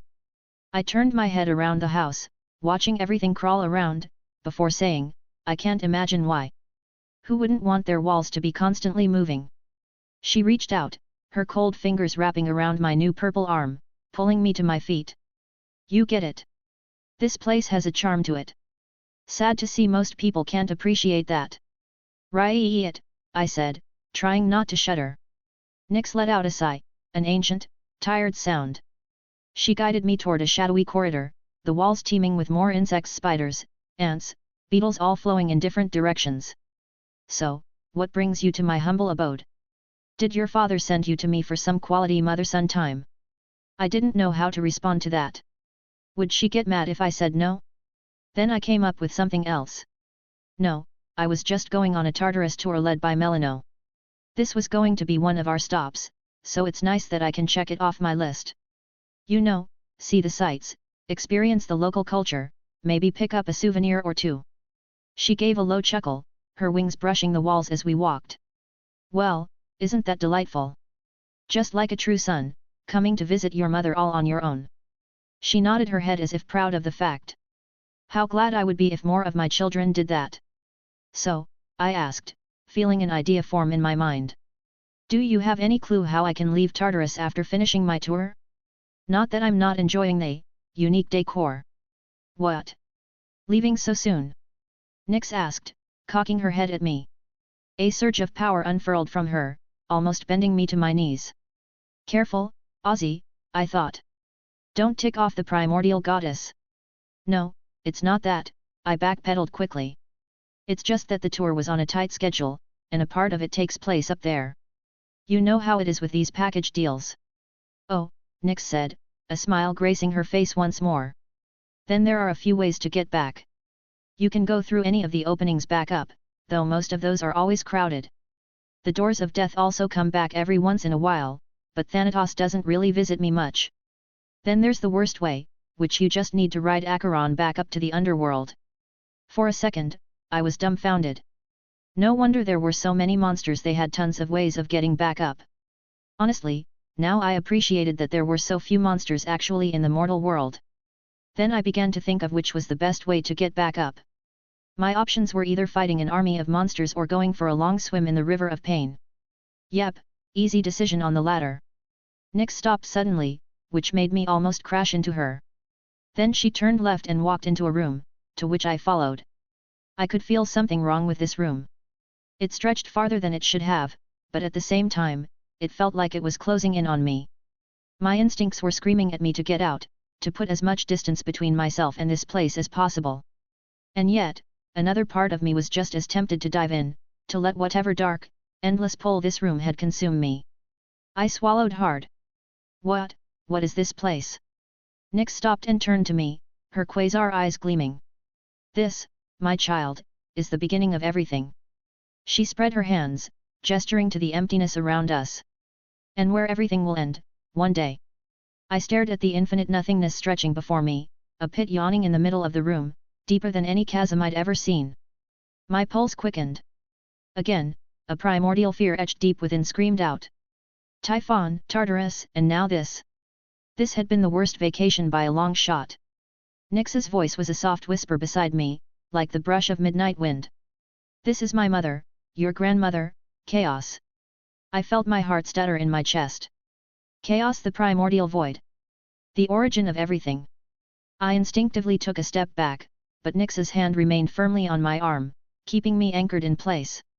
Why bring me here? I asked, my voice hoarse. Is this some kind of meet the family thing? Because I've got to say, Grandma Khaos isn't much for conversation. Nyx regarded me with an expression I couldn't quite read: curiosity, perhaps, or maybe pity. To show you what truly matters, Odysseus. Family. It's the most important thing. Family. I ventured, though I had a feeling that wasn't all of it. She nodded. Family. The only thing you will always have, the most important thing in this or any other place. When the world comes to an end, you can only trust in family. Her gaze drifted back to the void, her wings flickering slightly as if in response to some invisible current. You bicker and fight with my sister's children, it infuriates me. But you are lessers, so I can understand. Here, you can see what truly matters. I clenched my jaw, staring into the abyss that was chaos. What about friends? Peace? Mortals? The world itself? Nyx tilted her head, the faintest trace of a smile tugging at the corner of her lips. All circumstantial. You'd be surprised at how many times the world was going to end. None of it matters if your family is safe. I sighed, a part of me wanting to agree with her.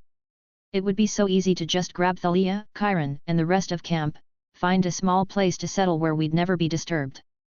But then memories flashed through my head, a world on fire, death covering most of the earth, the golden age come to life. I can't agree with that, I said, my voice stronger than I felt. I won't just stand and do nothing. Even if I have to shoulder everything myself, even if I die trying, I have to try. For something better, for all who have it bad. Nyx's eyes narrowed, the starlight in them dimming. And what good will that do, Odysseus? The world will end, whether tomorrow or in a million years. Why exhaust yourself fighting a battle you cannot win? I stood straighter, meeting her gaze. Because it's the right thing to do. Because every moment of peace, every life saved, every bit of good we do, it matters. Maybe we can't save the world forever, but we can make it better while we're here. Nyx shook her head, I could hear the disappointment in her voice. So determined to fight the inevitable. But remember, Odysseus, when everything falls apart, when the world crumbles and even the gods fade, family will be all that remains. I nodded, understanding her point but not agreeing with it. Then I'll fight to make sure that doesn't happen. And if it does, well, I'll make sure my family includes everyone I can save. As I stood there, facing down the primordial goddess of night with the void of chaos at my back, I realized something. This standing up for what's right, fighting to save everyone, not just my own, this was who I was. Demigod, hero, pain in the gods' collective behinds. And no matter what came next, I'd face it head on. Because that's what heroes do. Even if it means arguing with your extremely powerful, insect-loving stepmom about the fate of the world. A/N, I loved writing this chapter. We can finally see Ozzy's actual motivations, not him just being strung along with whatever happened at the time, growing at the camp, being taught by Chiron since birth, going on an 8-year quest. All of it made him who he is now, what every demigod aspires to be in some way, a hero. That is who Ozzy is. Chapter 110, We Get Persecuted by the Police. Wisconsin, 14th of June 2006. Thalia POV. 2 days. It had been 2 days since our lives went from demigod crazy to full-on apocalyptic. The bus incident, as we'd started calling it, had spiraled out of control faster than Hermes on a caffeine high. First we got blamed for the turning off the bus, and the destruction on the bridge, then we got chased by a few police cars, news got a handle of us, and even interviewed Percy's mum. Yeah, they knew whom Percy's mom was, that was how bad this shit was going. We were huddled in an abandoned warehouse on the outskirts of some nameless town, our faces plastered across every news channel and social media platform. Teenage terrorists, they called us. If only they knew we'd saved their sorry mortal butts from being trampled by murderous unicorns. We should have stayed and explained, Grover mumbled for the 100th time, nervously chewing on an empty soda can. I resisted the urge to zap him. Barely. Yet, because sorry officer, we were just fighting some man-eating unicorns, would have gone over real well, I snapped. Annabeth looked up from her laptop, her face illuminated by the screen's glow. Dark circles under her eyes betrayed her exhaustion. It's getting worse, she said grimly. They're calling for a nationwide manhunt now. Percy, who had been pacing restlessly, stopped and ran a hand through his messy black hair. We need to get back to camp. Chiron will know what to do. And how exactly do you propose we do that, Kelphead? I asked. In case you haven't noticed, we're kind of public enemies number 1 through 4 right now, and the deadline for the whole godly war is getting closer, we can't go back now. 5 and 6, Annabeth corrected, nodding towards Laylaps and Swiper, who were curled up in the corner. Even the magical animals looked dejected. I sighed, feeling the weight of our situation pressing down on me. Some daughter of Zeus I was turning out to be. I couldn't even keep my friends safe from mortal law enforcement. A sudden wail of sirens jolted us all to attention. Red and blue lights flashed through the grimy warehouse windows. How did they find us? Grover bleated, his eyes wide with panic. Doesn't matter, I said, grabbing my spear. We need to move. Now. We burst out of the warehouse's back door, only to be met by a wall of police cars and officers with weapons drawn. Freeze! One of them shouted. You're under arrest. Percy uncapped Riptide, I didn't know why it wouldn't do much good against mortals. Any bright ideas? He muttered. I felt the familiar tingle of electricity coursing through my veins. Yet. Doug. I raised my hands to the sky, calling upon the power of my father. The air crackled with energy as storm clouds gathered overhead. With a primal yell, I brought my hands down, and lightning exploded from the heavens. The police scattered as bolts struck their vehicles, setting off a cascade of explosions. In the chaos, we made our escape, running as fast as our legs could carry us. This way! Annabeth shouted, leading us down an alley. We emerged onto a busy street, blending in with the panicked crowd fleeing the explosions. Sirens wailed in the distance, growing closer by the second. We need a ride, Percy panted. As if answering his plea, a delivery truck screeched to a halt nearby, its driver jumping out to see what all the commotion was about. Sorry about this, I muttered, then sent a small jolt of electricity at the guy. He yelped and stumbled back, giving us the opening we needed. We piled into the truck, Annabeth sliding behind the wheel. Remind me to take actual driving lessons if we survive this, she said, gunning the engine. We tore through the streets, weaving through traffic with all the grace of a drunken cyclops. Police cars gave chase, their sirens wailing like angry harpies. Can't you make us go any faster? Grover yelled from the back, where he was clinging to a stack of boxes for dear life. You want to drive? Annabeth shot back, taking a turn so sharp I was sure we'd end up on 2 wheels. I leaned out the window, summoning more lightning to keep our pursuers at bay. One by one, police cars spun out or crashed, creating a trail of destruction in our wake. I tried not to think about the property damage we were causing. Or the fact that we were probably racking up enough felonies to keep us in jail until the next great prophecy. Hours passed in a blur of high-speed chases and narrow escapes. As night fell, we finally crossed another state line, now surrounded by somewhat dense forests. A sign welcoming us to the next state flashed by, barely visible in the truck's headlights. I think we lost them, Percy said, peering out the back window. We all let out a collective sigh of relief. Annabeth eased off the gas, and for the first time in days, I felt like we might actually make it out of this mess. That's when I saw it. A sleek black car, appearing out of nowhere in our rearview mirror. It moved with an unnatural speed, closing the distance between us in seconds. Guys! I said, my voice tight. We've got company. Annabeth's eyes widened as she spotted the car in the mirror.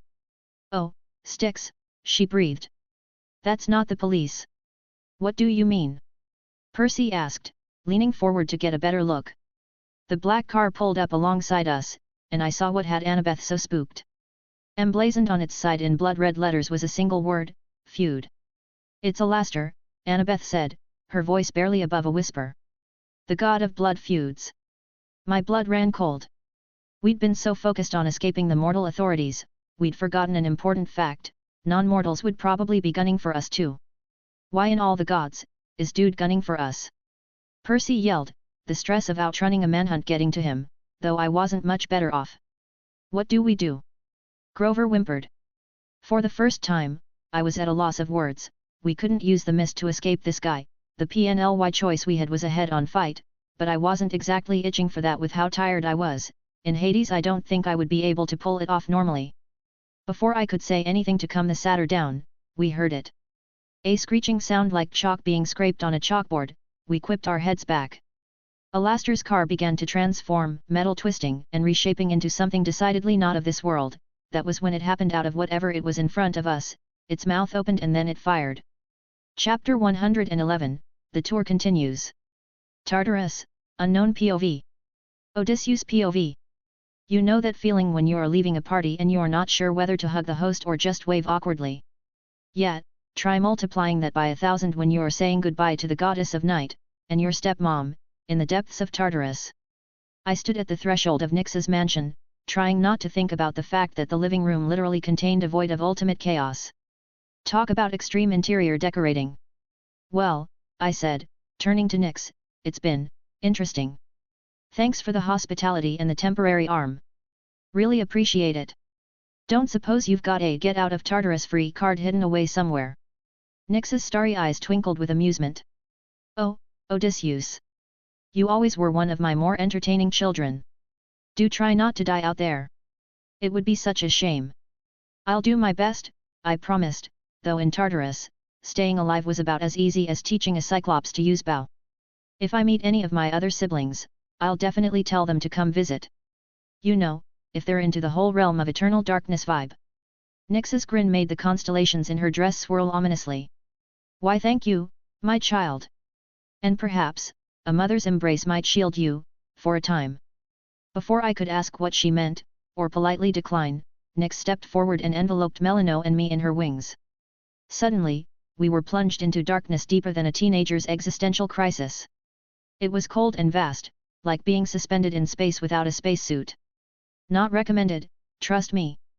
Just as I was starting to wonder if this was Nyx's idea of a practical joke, gods and their humor, am I right, the darkness began to dissipate. We found ourselves outside the mansion, but something felt different.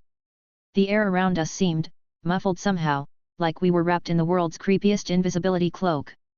What did you do? I asked, my voice sounding strangely distant, as if I was speaking through a drive-through intercom. I've cloaked you in a fragment of my essence, Nyx's voice whispered from the shadows. It will hide you from Tartarus' gaze, but only as long as you don't use that incantation of yours. Use it wisely. And with that cheerful send-off, we were on our own again.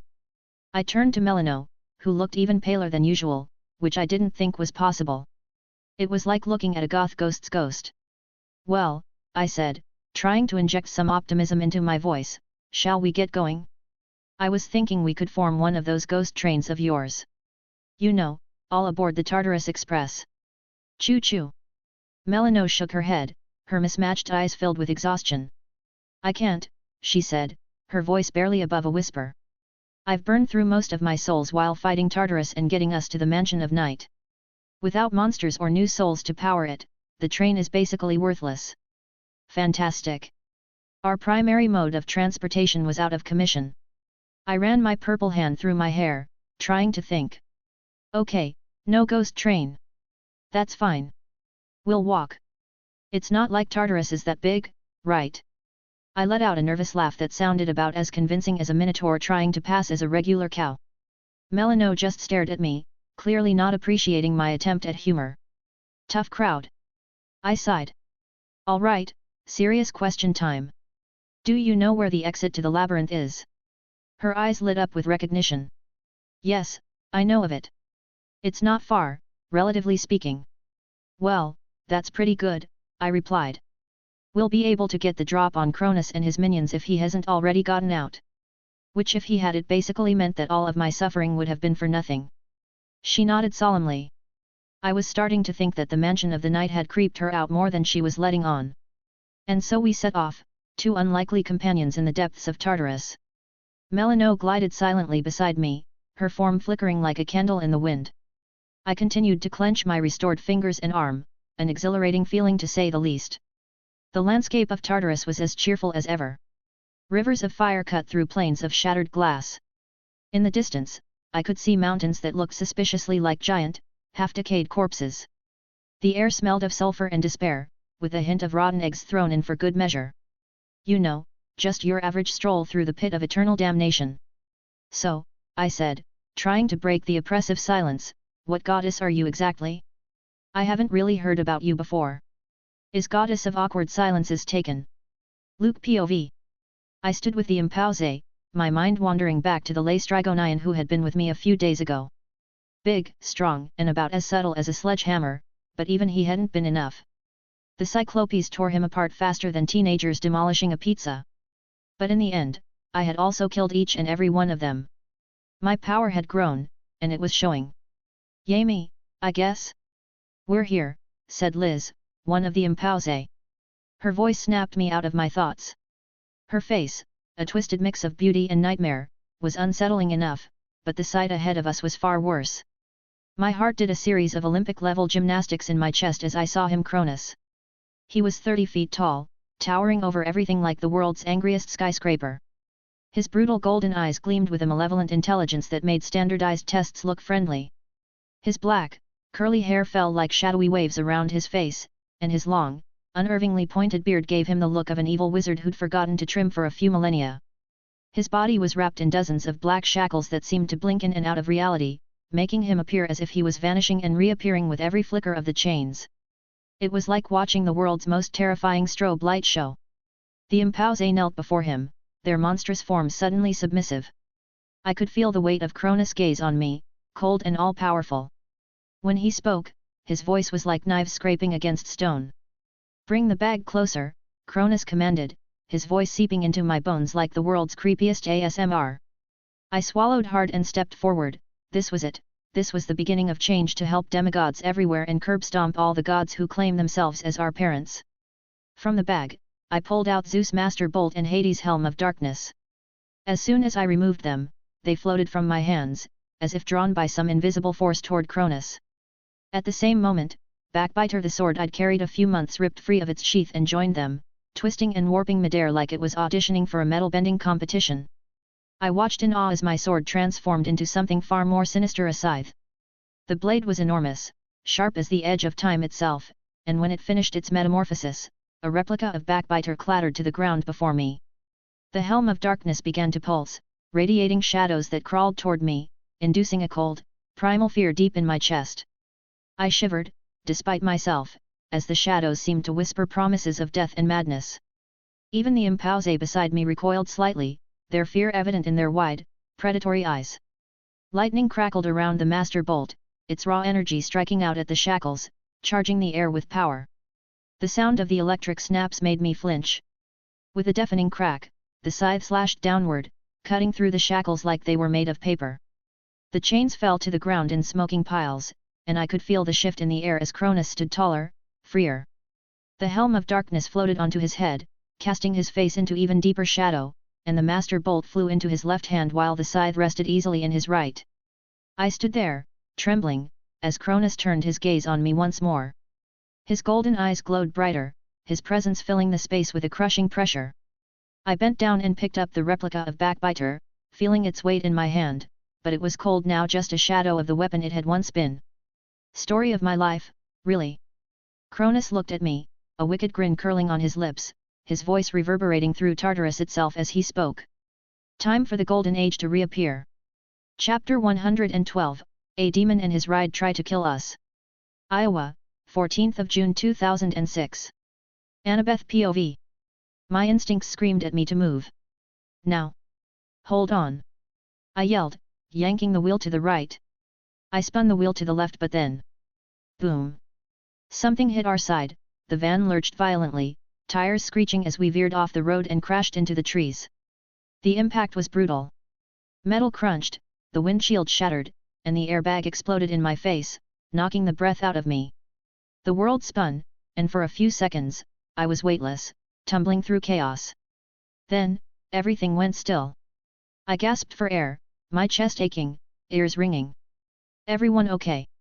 I croaked, shoving the deflated airbag out of the way. Percy groaned beside me, rubbing his head. Yeah. I think so. Grover bleated from the back. Define okay. Thalia kicked open her door, groaning as she stepped out, brushing off glass and debris. That could have gone better. I managed to open the door and stumbled out, my legs shaky beneath me. We were off the road, the truck wedged between two trees, smoke curling up from the hood. We had maybe a few moments before Alaster caught up. Move, I urged, my voice tight with panic. We have to move. But before we could even take a step, the ground trembled. The hairs on the back of my neck stood on end as I felt it a presence, something so wrong it made the air vibrate. I turned, my heart sinking, and saw it. The black car we'd been running from wasn't a car anymore. Its sleek, metal body had twisted and warped, morphing into a grotesque mix of car and beast. It stood on four legs metallic, like the limbs of a monstrous horse while the body still retained parts of the car, with the front half molded into a snarling, fanged grille. The headlights flickered like angry eyes, and the sound of its engine had turned into a low, menacing growl. And standing in front of it, leaning casually against the twisted, abominable thing, was a man. No, not just a man, a god. Alaster. He was tall, his hair a sharp red with black-tipped spikes that gleamed in the moonlight. He wore a red suit, perfectly tailored to his lean frame, with a matching red shirt underneath. Even his glasses were red, the lenses tinted the same shade as the blood-red eyes behind them. That's way too much red, Percy muttered, stepping forward, riptide already uncapped in his hand. Alaster chuckled, the sound cold and humorless. You know nothing about fashion, child of Poseidon. Percy scowled, clearly about to retort, but Alaster's gaze shifted from him to Thalia, his smile growing wider, more sinister. Ah, there she is, he said, his voice dripping with dark amusement. Thalia Grace. I should have known my sisters wouldn't do a proper job with you. It seems I'll have to finish what they couldn't. Thalia's face hardened, her grip tightening around her spear. What are you talking about? Alaster stepped away from the monstrous car, his eyes never leaving Thalia. I knew it would fall under my domain eventually. Family blood feuds always do. But lucky me, I get a 2-for-1 deal tonight. I kill you, and Zeus will pay for what he did to my lord's lover. And, as a bonus, I get to stop you from ruining an oath the gods made millennia ago. He spread his arms wide, like he was welcoming the carnage to come. What a good day this is turning out to be. My heart pounded. Thalia was visibly tense, her eyes flickering with a mix of rage and confusion. What my father did? What are you talking about? Alaster's grin turned savage, sadistic even, it was unsettling to say the least. Oh, you'll find out soon enough. After all, I'm sending you to my lord myself so you can ask him when you get there. I wonder what punishment he'll give you. Enough talk, Percy growled, stepping forward, his sword gleaming in the moonlight. If you want a fight, then let's go. I've had enough of car chases for this life and the next. Alaster tilted his head, as if considering the challenge. Ah, Percy Jackson. You are certainly brave. Foolish, but brave. He snapped his fingers, and the abomination behind him growled, its metal limbs creaking as it took a menacing step forward. But tonight isn't about you. No, this is between me and Thalia. I felt a chill run down my spine. We were outmatched here. Alaster was a minor god, yet he didn't feel like one. He was old, dangerous, and his power felt wrong. Twisted. Thalia, wait, I whispered, stepping closer to her. We need to think this through. We can't fight him head-on. But Thalia wasn't listening. Her eyes were locked on Alaster, her anger boiling over. I don't care what feud you think you have with me, she said through gritted teeth, but no one's stopping me from getting to my brother. With a flash of lightning, she charged, her spear crackling with energy. Alaster's eyes gleamed, and in the blink of an eye, he raised his hand. The ground beneath Thalia erupted, a wave of raw energy slamming into her and sending her flying backward into the trees. Thalia! Percy and I shouted at the same time. Grover was already by her side, checking to see if she was okay. She groaned, pushing herself up, but the blow had clearly rattled her. Alaster laughed, the sound cold and pitiless. Oh, don't worry. I won't kill her yet. I want to savor this. I clenched my fists, my mind racing. We needed a plan. We couldn't beat him in a straight fight. He was too strong, and that thing he'd brought with him was no ordinary monster. But there had to be something we could do. Annabeth, Percy said, his voice low, his eyes locked on Alaster. Ideas. I took a deep breath, forcing myself to focus. We had to buy time, Find a weakness. Alaster was powerful, but every god had an Achilles heel. I just had to figure out his.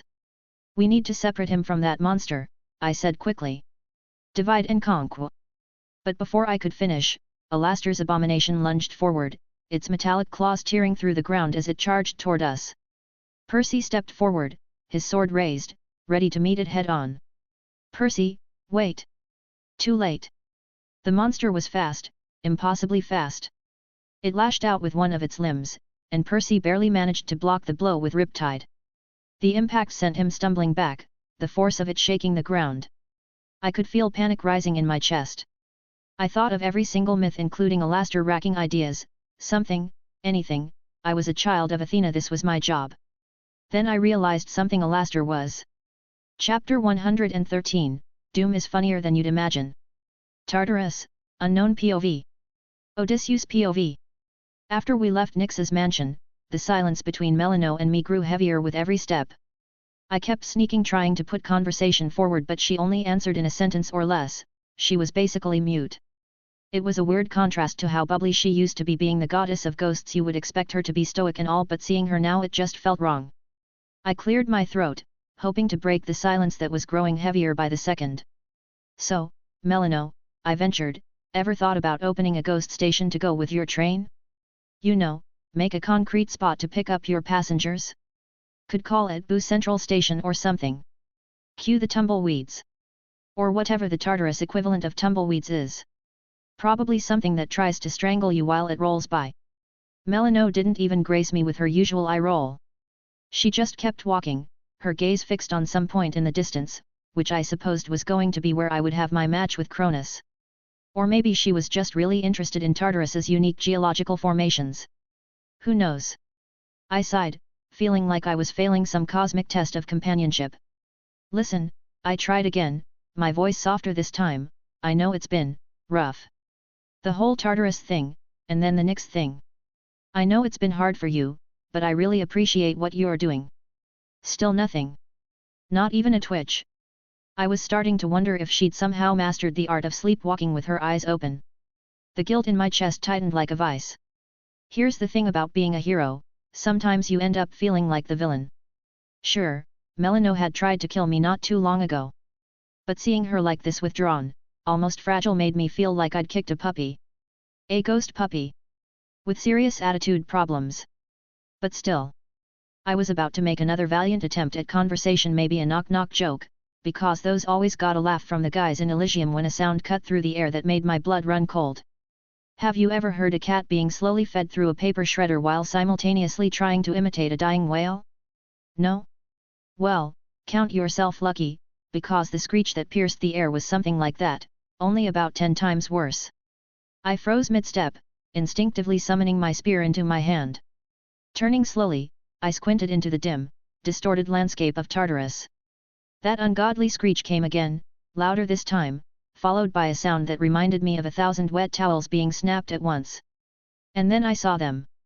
Picture the most terrifying owl you can imagine. Now cross that with a bat that's been working out religiously and has anger management issues.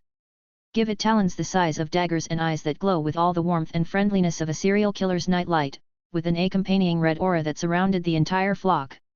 What in Hades? I muttered, my mind racing through all the monsters I'd ever faced and coming up blank.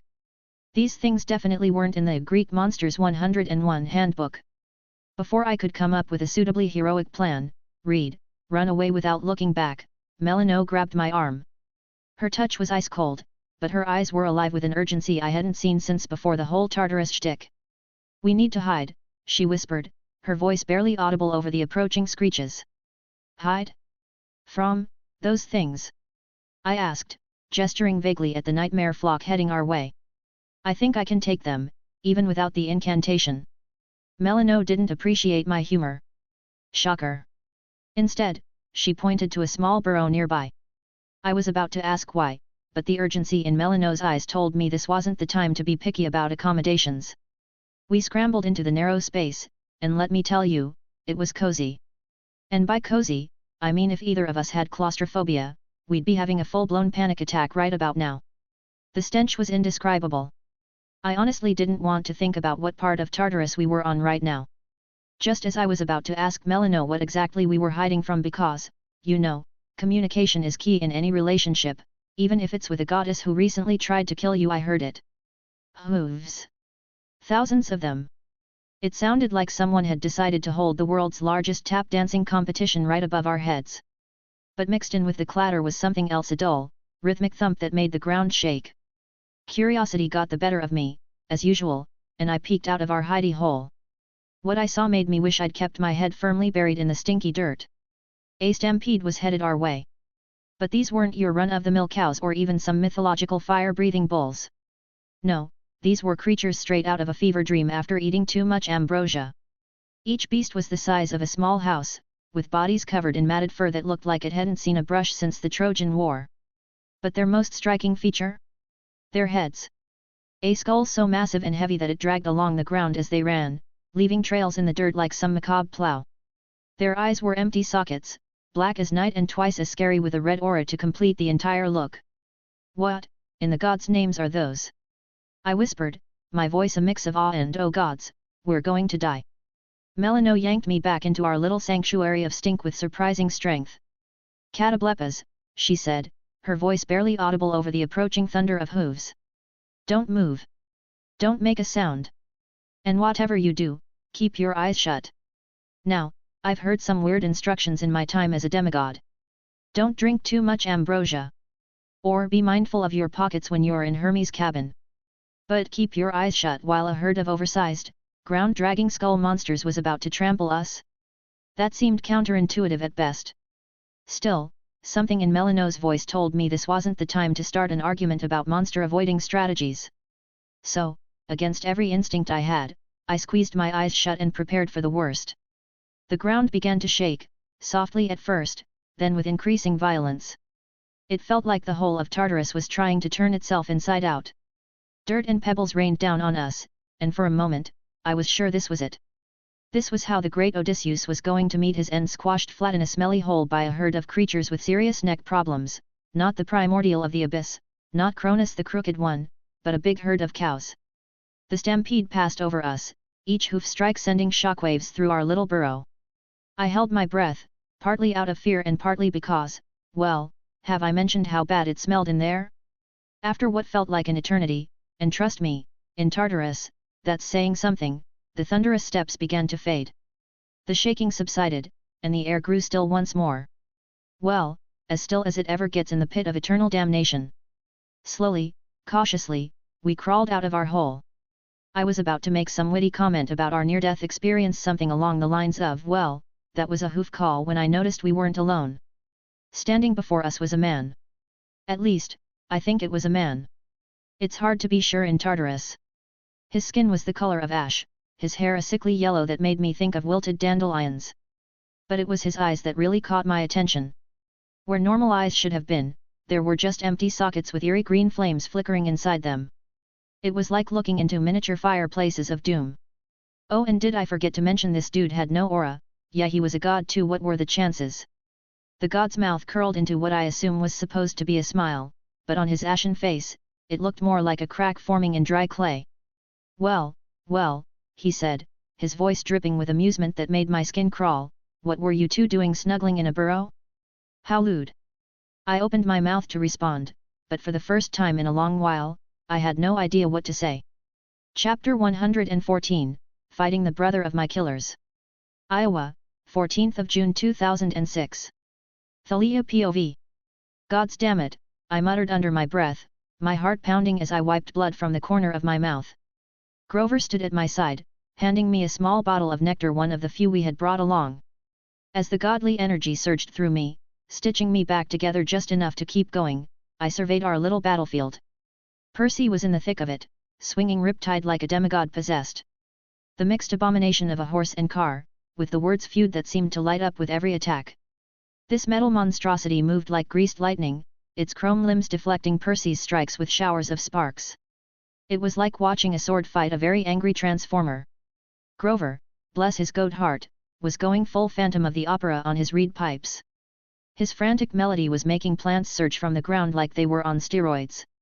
Vines wrapped around the creature's legs, and I couldn't help but think, great, now it's a car horse plant. What's next? Will it sprout wings? And then there was Alaster. Mr. Red himself. He stood there, cool as a cucumber in a volcano, his eyes never leaving me. That twisted smile on his face made me want to introduce him to the business end of my spear. His blood-red suit caught the moonlight in a way that screamed, "I'm evil, but make it fashion." Percy was right, I muttered, gripping my spear tighter. That's way too much red. Beside me, Swiper and Laylaps growled low. Their black fur bristled with tension, purple eyes gleaming in the moonlight. They looked ready to tear Alaster limb from limb, which, honestly, I was all for. I tightened my grip on my spear, and it crackled to life, small sparks running through it. My bracelet shifted, revealing the true form of my shield, Aegis, gleaming on my arm, Medusa's face looking as charming as ever. If Alaster wanted a fight, he was about to get one. With a war cry that would have made Ares proud, "Not that I care what that jerk thinks," I charged.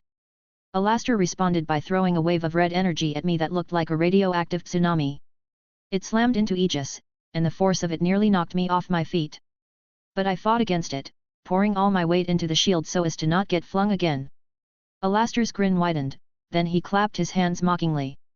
"Well, look at you, that's very impressive." "Shut up," I growled, not in the mood for godly gossip. But Alaster was on a roll. "That's why I don't like you pompous sparks." "So serious?" I said. "Shut up!" I yelled, charging forward with renewed anger. Swiper and Laylaps sprang into action. Before my eyes, they grew, swelling to the size of cars. Their purple eyes blazed with fury as they darted in, snapping at Alaster's heels like the world's most aggressive ankle biters. Alaster's eyes widened in surprise. Well, well. Looks like someone's been shopping in the XXL section of the pet store." For a second, his grin faltered. I allowed myself a moment of smug satisfaction. "Not so cool now, are you, Mr. Red?" But then, because the universe hates me, things got worse. Alaster's eyes flashed with fury, and he sent out another pulse of energy that made my teeth rattle. I braced behind Aegis, feeling like I was trying to hold back a hurricane with a dinner plate. "You know," Alaster said conversationally, as if we were chatting over tea instead of trying to kill each other, "your father really did a number on my lord's lover. Nasty business, that. But looks at you, know he was the first to break the oath. After all, he's always thinking with his lightning bolt, if you know what I mean. For the love of Olympus, will you please shut your godly pie hole?"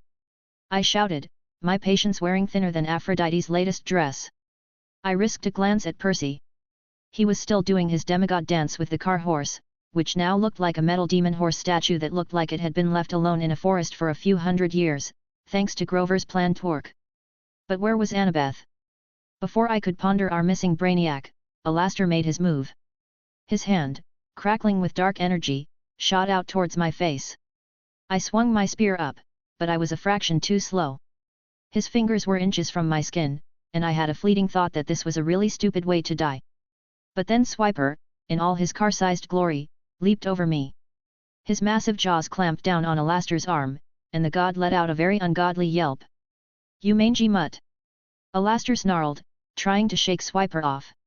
"Do you have any idea how much this suit costs?" Laylaps took this opportunity to charge in from the other side, ramming into Alaster with the force of a furry freight train. The god went flying, crashing into a nearby tree with a satisfying thud. For a moment, I allowed myself to hope that this might be it. That maybe, just maybe, we'd won. But of course, because being a demigod means never catching a break, Alaster stood up. His perfect suit was torn, his hair a mess, and the look in his eyes could have melted celestial bronze. "Enough games," he growled, his voice losing all its previous amusement. "Now I have to go back to the tailor because of you, mortals." He raised both hands, and the air around him began to shimmer with heat. The ground cracked, red energy seeping out like lava. "Any last words, daughter of Zeus?" Alaster sneered. I opened my mouth, ready to tell him exactly where he could shove his last words, when suddenly, he froze. Alaster's eyes widened in confusion, his hands hovering in midair like the world's most dramatic statue. He looked like someone had just told him his evil lair had been foreclosed. I followed his gaze to the car horse monstrosity. There, sticking out of its chest like the world's weirdest hood ornament, was a bronze dagger. As we watched, the creature began to dissolve into golden smoke, looking as surprised as the rest of us. Alaster stumbled back, his mouth opening in a silent scream that would have been comical if it wasn't so creepy. Then, like his monstrous pet, he too turned into golden smoke and vanished. The silence that followed was so thick you could have cut it with riptide. Percy stood in the middle of the clearing, looking like he'd just been told that blue food was being outlawed. Grover's plants wilted faster than my hopes for a normal life. Swiper and Laylaps, now back to their normal size, wagged their tails, looking entirely too pleased with themselves. And then, like she'd been there all along, Annabeth appeared, pulling off her Yankees cap with a flourish that would have made Houdini jealous. Alaster was also a horse, she said, cool as a cucumber. One of Hades' horses, actually. When he said my lord, it clicked. If we killed the horse, Alaster, the god Alaster would disappear too. I stared at her, my brain trying to catch up. Wait, you figured that out in the middle of all this? Annabeth shrugged like she hadn't just solved a mythological mystery while we were all playing Whack-A-God. Well, yeah. Made sense, didn't it? Percy stepped forward, looking like he'd just run a marathon in full Greek armor. Okay, but what if killing his ride hadn't worked? What if Alaster didn't disappear with the horse? Annabeth gave him a smile that was equal parts mischievous and terrifying. Then we'd have had a bigger problem. Percy just stared at her, looking like his brain had finally thrown in the towel and gone on vacation. I shook my head, feeling a smile tugging at my lips despite everything. Leave it to Annabeth to outthink a god while the rest of us were just trying not to become godly pancakes. Grover let out a long, relieved sigh, leaning on his flute like it was the only thing keeping him upright. Well, he bleated, that was awful. Can we please not do it again? I patted him on the shoulder, trying not to laugh at his wobbly knees. No promises, G-man. But hey, at least that's one less god to deal with, right? Percy groaned, flopping onto the ground like a very dramatic starfish. Can we please get a break now? Like, a real one? With pizza? And no monsters trying to turn us into demigod shish kebabs. Annabeth shot him a look that was half fond, half exasperated. Knowing our luck? Probably not. But maybe we can find a monster-free zone for a quick nap.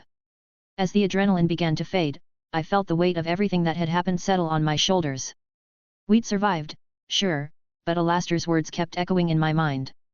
I needed some space to think. Hey, I said, trying to keep my voice light, I'm gonna take a quick walk. Clear my head, you know. Annabeth's eyes narrowed slightly. Nothing gets past her but she nodded. Don't go far. We should get moving soon. I gave her a mock salute and headed into the trees, Swiper and Laylaps following close behind. Once I was out of earshot, I leaned against a big oak, letting out a long breath. What did he mean? I muttered, more to myself than my furry companions. Paying for what Zeus did to his lord's lover. Swiper tilted his head, his purple eyes gleaming with curiosity. Laylaps let out a soft whine, nudging my hand with her nose. It's just, it reminds me of something, I said, scratching Laylaps behind the ears. Something one of the Furies Majira said the night I, you know, became a tree. I closed my eyes, the memory washing over me. Majira's words, hissed through pointed teeth, your father's actions have consequences. A chill ran down my spine. What if there's more to this? What if Zeus did something to someone Hades cared about? Swiper let out a low growl, his tail swishing back and forth. I knew the feeling. The idea that I might be caught in the middle of some divine family feud. Well, another divine family feud made my stomach churn. And if that's true, I continued, the thought hitting me like a bolt of lightning, could there be another child of the big three out there? Someone connected to all this. The possibility made my head spin. Another child of the big three could change everything: the prophecy, the balance of power, our whole quest. I shook my head, trying to clear it. Great. As if we didn't have enough to worry about. Laylaps nuzzled my hand again, her big purple eyes full of concern. I managed a small smile, scratching under her chin. You're right, buddy. One problem at a time, right? Let's focus on finding Jason first. Then we can deal with whatever godly drama is heading our way. With a deep breath, I pushed off from the tree and started walking back to the group. Chapter 115, Doom is funnier than you'd imagine, 2. Tartarus, unknown POV. Odysseus POV. Well, a voice oozed with amusement, sounding like gravel being crushed under the weight of impending disaster. What were you two doing snuggling in a burrow? How lewd! I opened my mouth, ready to unleash one of my patented snarky comebacks, but for once in my life, words failed me. I looked at Melano for a second, her half-white and half-black form, before feeling some blood rush to my cheeks. Thankfully, Melano didn't suffer from the same verbal paralysis. What are you doing here? She asked, her voice sharp enough to cut through the gloom. It was like seeing this guy had flipped a switch inside her, bringing her consciousness fully back from her time in the Mansion of the Night. The god tilted his head and let out a dramatic sigh that would have made even the most seasoned theater kid jealous. Oh, I'm just following some of my cattle. You know how they are, always wandering off, head first, of course. His grin widened, and I swear his ash-grey skin cracked even more, like a dried-up riverbed in the middle of a drought. I tried to make sense of what he was saying, but before I could untangle the weirdness, I leaned toward Melano and whispered, "Who is this guy?" Apparently, I wasn't as quiet as I thought, because the stranger launched into a monologue that would have made Shakespeare proud. He threw a hand over his chest, looking like he was auditioning for the role of most tragic figure in the underworld. "Oh, how it pains me, dear brother, to not even be recognized by my own kin. Have you truly forgotten me, so enthralled with a ghost as you are?" I blinked, feeling like I'd just been hit with a truck full of confusion. "Brother? What are you?" Melano cut me off with a huff that could have extinguished a small fire. "This is Moros," she said, her voice flatter than a pancake that's been run over by a steamroller. "The god of doom. One of Nyx's children. Of course. Moros.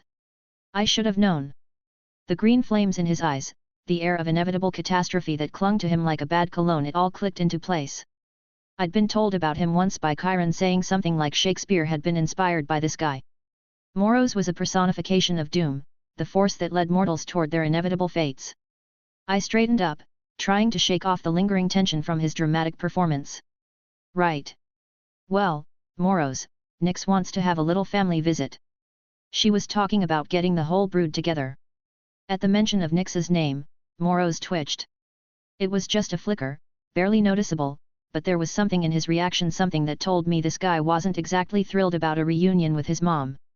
Maybe the last family game night hadn't gone so well. Still, he recovered quickly, plastering a cracked smile back onto his face. "Ah, mother always was fond of her little gatherings. How quaint." He waved a hand dismissively, as if the very thought of it was too tedious for words. "But alas, I'm busy. My cattle need me." I arched an eyebrow, glancing at the trail of destruction left by those skull-dragging monsters. "Right. The cattle. Let me guess, they're a real handful? Always getting into utter trouble." Moros let out a bark of laughter that sounded like rocks in a blender. "Oh, you have no idea. They're my pride and joy, though. You could say I'm very attached to them." I groaned inwardly. Great, not only was he the god of doom, but he was also the god of terrible puns. "Goodbye, Moros," Melano said, her voice so cold it could have given frostbite to a polar bear. She was already walking away, clearly eager to put as much distance between us and the god of doom as possible. I followed, keeping an eye on Moros, half expecting him to melt into the shadows like a proper god of doom should. But to my surprise and growing discomfort, he didn't disappear. Instead, he started walking right after us, his footsteps echoing in the eerie silence of Tartarus. I glanced back at him, feeling more than a little unnerved. Why are you still following us?" Moros raised a brow, a grin creeping back onto his cracked face. "Oh, don't mind me. I'm just bored." "Bored?" I repeated, incredulity slipping into my tone. "You're a god, aren't you? Can't you find something more entertaining than us?" He sighed dramatically, as though the mere thought of finding entertainment in Tartarus was a Herculean task. "Oh, believe me, I've tried. But after eons of watching mortals meet their doom, even the most spectacular deaths lose their charm. I could use some new company." I glanced at Melano, who was giving Moros the kind of look you'd give a stray dog that you didn't want to get too close to. Clearly, she wasn't thrilled about the idea of having a third wheel, especially when that wheel was the god of doom himself. "Look," I said, turning back to Moros, "we're kinda in the middle of something important here. You know, world-ending prophecy, impending doom, fighting Cronis stuff that might not be your style. Moros chuckled, his voice like dry leaves rustling. Oh, impending doom is exactly my style. In fact, you could say I'm doomed to love it. I groaned. Listen, Doom Boy, I said, trying to keep my cool, since I still felt a bit flustered about what he had said before. We appreciate the offer of company, but you're not exactly our first choice of travel companion right now. Moros feigned a pout, though his flaming eyes flickered with amusement. Oh, don't be so cruel, Odysseus. I think we'd make quite the team. After all, isn't doom just another word for destiny? I opened my mouth to argue, but then stopped. Technically, he wasn't wrong. But the idea of being tailed by a god who literally thrived on watching things fall apart wasn't exactly appealing. It was like having a walking, talking bad luck charm following you around. Look, I began, but then stopped myself. What was I even supposed to say to a guy like Moros? Go find a hobby. Take up knitting. Maybe try your hand at stand-up comedy. Though, judging by his puns, that last one might be a bit of a stretch. Instead, I tried a different approach. Moros, if you're so bored, why not go meet up with Nyx? She's probably got something that'll keep you entertained. I was with her a few days ago and she could really use the company. Moros laughed again, but it was a hollow sound, like wind whistling through an empty skull. Again with my mother, it's a tempting offer, but I think I'll stick with you two for now. After all, it's not every day I get to watch a demigod throw himself at certain death for fun. It's quite inspiring. I rubbed the back of my neck, exchanging a glance with Melano. Well, if he wants to tag along, I muttered, it's not like we can stop him. We probably could, but we didn't have time to waste dealing with this guy. Melano's expression was unreadable, but I could tell she wasn't happy about it either. He won't leave us alone until he's amused, she whispered back, her tone grim. Best to just ignore him and focus on getting to Cronis. Ignoring a god of doom? Easier said than done. It's like trying to ignore a neon sign flashing "You're doomed" right in your face. With a sigh, I started walking again, hoping that Moros would eventually get bored and wander off. But as we trudged through the desolate landscape of Tartarus, his presence was a constant shadow. He didn't say much, thankfully, but every now and then, I could feel his gaze burning into the back of my skull, those green flames flickering with a mix of amusement and something else. We walked in silence for what felt like hours, days, weeks, you could never tell in Tartarus. The twisted landscape shifted around us, dark and jagged, with the occasional screech of some unseen horror echoing in the distance. I tried to focus on the task at hand, reaching Cronis, finding a way to stop him, but it was hard with Moros lingering just behind us, humming to himself like this was all some grand joke. Every now and then, he'd make some offhand comment about the scenery or throw in a cryptic remark about how fate was a fickle thing, but for the most part, he stayed quiet. As we approached what seemed like the edge of an enormous plateau that almost reached the sky, Melano suddenly stopped. She turned to me, her face set in that determined, stoic mask she had been wearing when Moros decided to join our full ride. We're close, she said softly. The labyrinth exit is at the top. I swallowed hard, my throat dry. I knew this moment was coming, but now that it was here, the weight of it hit me like a ton of bricks. Cronos. The Titan of Time. The Crooked One. And it was up to me, Odysseus, to stop him, and without my incantation or I'd risking having another bout with Tartarus again, and I wasn't exactly itching for that. While thinking of that, I looked at my purple arm. After leaving Tartarus I'd lose it, probably, since we would be so far away from Nyx's domain, something I wasn't exactly happy about. Great, I said, my voice coming out more strained than I intended. Let's get this over with. Before we could take another step, Moros chimed in from behind us, his tone playful yet laced with dark anticipation. Oh, this is going to be fun. I hope you're ready for a real time. I shot him a glare but kept moving, ignoring the knot tightening in my chest. You know, for a god of doom, you sure seem chipper about all this. Moros shrugged, his cracked skin shifting like tectonic plates. What can I say? I always look on the bright side of death. We descended into the abyss, the shadows growing deeper, the air thicker with the stench of death and decay. Whatever awaited me down there, whether it was doom, destiny, or both, I knew one thing for sure: this wasn't going to end well. But hey, when has it ever? We started climbing, the plateau thinking of what traps I could set up once we reached the top to have the best chance at beating Cronis. Melano moved silently beside me, her eyes darting back and forth, scanning for any sign of danger. Moros, on the other hand, looked like he was having the time of his life. He practically skipped along behind us, humming a tune that sounded suspiciously like "It's the End of the World as We Know It." "You know," he said, breaking the tense silence, "I've always wondered what would happen if Cronis and I arm wrestled. Would time slow down, or would doom speed up? It's quite the paradox." I gritted my teeth, trying to ignore him. But Moros wasn't one to be ignored easily. "Oh, come on, Odysseus," he prodded. "Don't look so glum. Sure, you're about to face certain doom, but at least you're facing it with style. And hey, if things go south, just remember, in the game of life and death, everyone's a loser eventually." "Thanks for the pep talk," I muttered, towards the fourth step-brother I had met throughout my life, that was conceived by a primordial being. "Really feeling the love here?" Melano shot Moros a look that could have frozen lava. "If you're not going to be helpful, at least be quiet." Moros held up his hands in mock surrender. All right. I'll be as quiet as the grave." Which, coincidentally, is where you might end up soon. As we reached the top I saw something that made my blood run cold. The plateau was huge, bigger than even football stadiums. Above the plateau a small hole in the dark sky that I couldn't see where it led, and worse of all were the people on the plateau. Monsters, hundreds of them, yet that wasn't the bad part. In the center of them all were 6 figures that caught my eyes. And at the center of it these I saw him, 30 feet tall, brutal golden eyes, curly back hair and an unnerving pointy beard. A scythe in his right hand, a bolt in his left and a helm on his head. Cronis.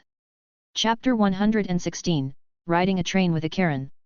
Ohio, 15th of June 2006. Thalia POV. The countryside blurred past us, a smear of green and gold in the fading light.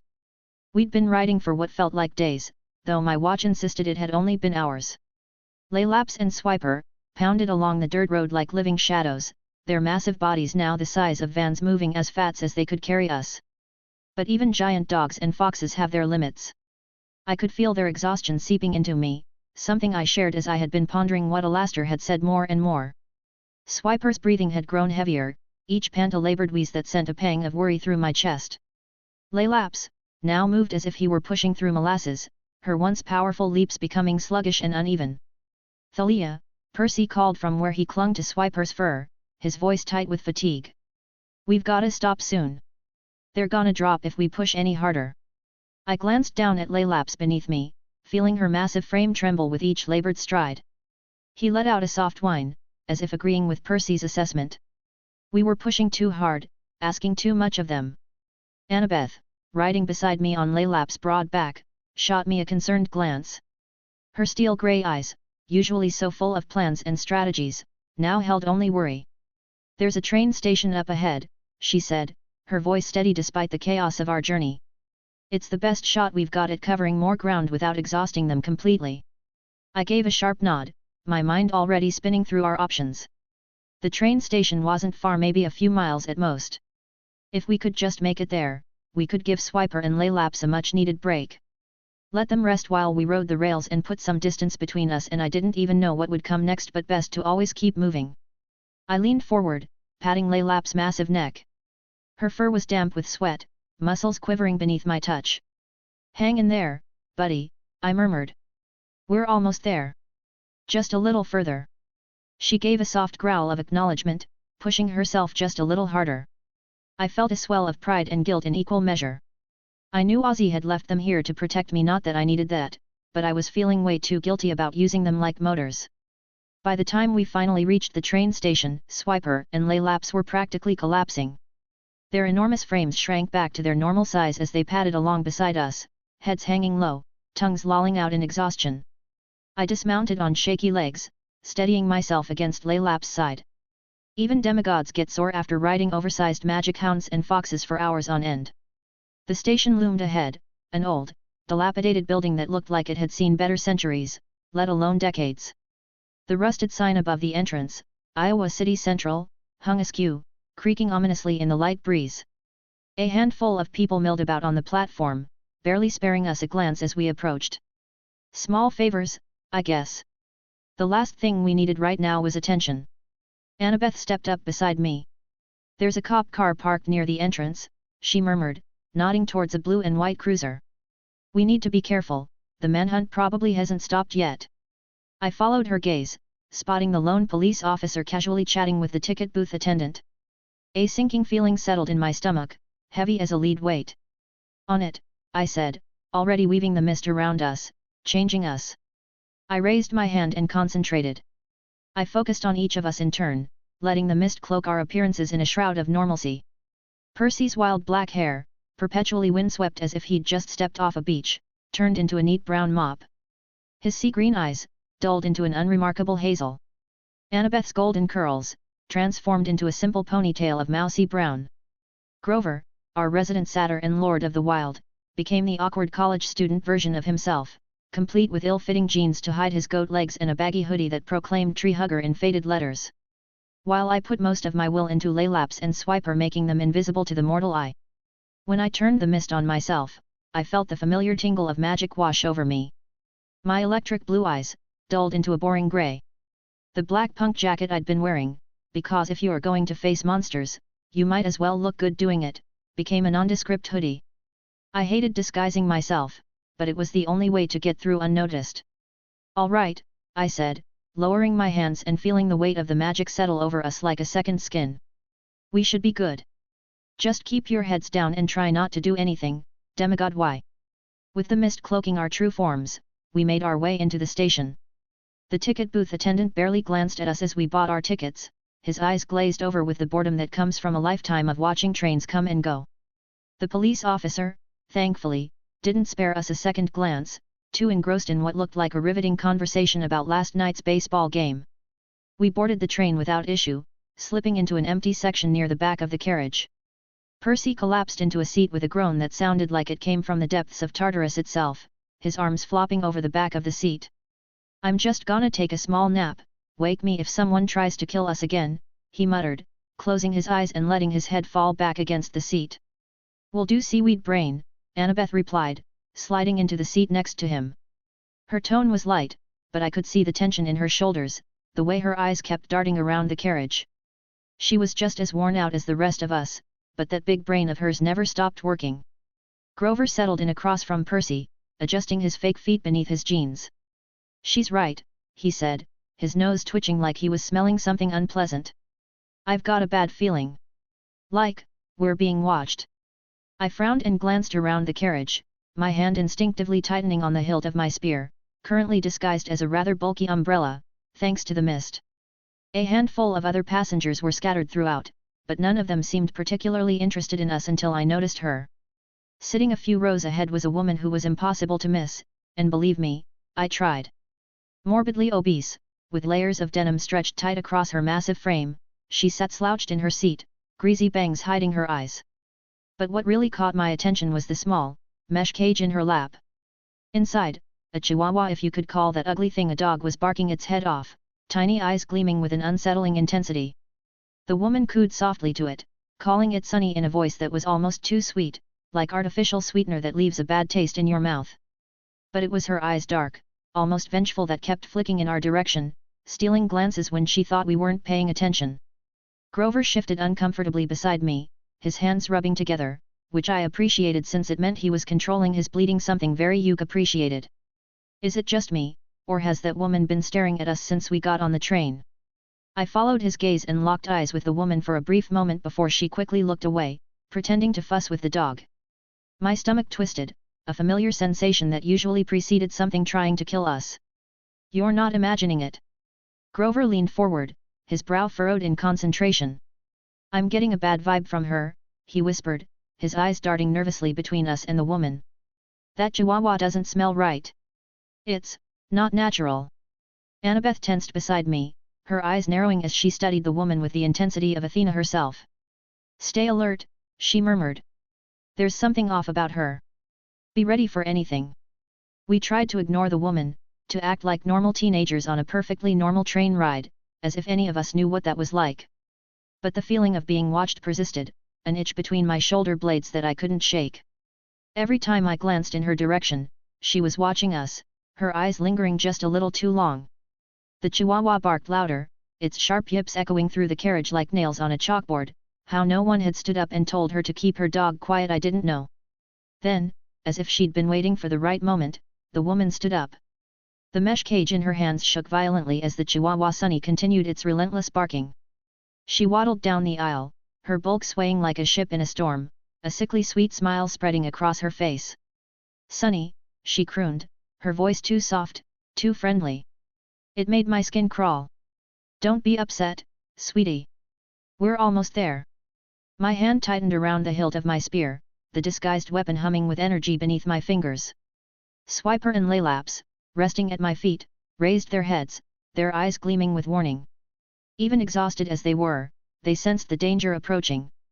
Percy tensed in front of me, his muscles coiled like a spring ready to snap. "Here we go," he muttered, his voice tired. "So much for my nap." The woman stopped in front of us, her smile stretching unnaturally wide, revealing a set of sharp, uneven teeth that definitely didn't belong in a human mouth. Well, she hissed, her voice dripping with malice. "I've been looking for you." A chill ran down my spine, electric and cold. Swiper growled low in his throat, his hackles rising as Laylaps let out a warning snarl. The other passengers on the train seemed oblivious to the brewing confrontation, the mist working overtime to keep them in blissful ignorance. I stood, meeting the woman's gaze head-on. Electricity crackled at my fingertips, barely contained. "Who are you?" I demanded, my voice steady even as my heart pounded a war drum in my chest. The woman's smile never wavered, a grotesque parody of friendliness. "Oh, you'll find out soon enough," she whispered, leaning closer. The stench of sulfur and rotting meat washed over me, and it took everything I had not to gag. "But for now, let's just say that Sunny here is very eager to meet you. You see, he doesn't take well when people bully him." Her eyes glinted, and then I noticed both the dog and her, their eyes were filled with hate like we had killed their family kind of hate.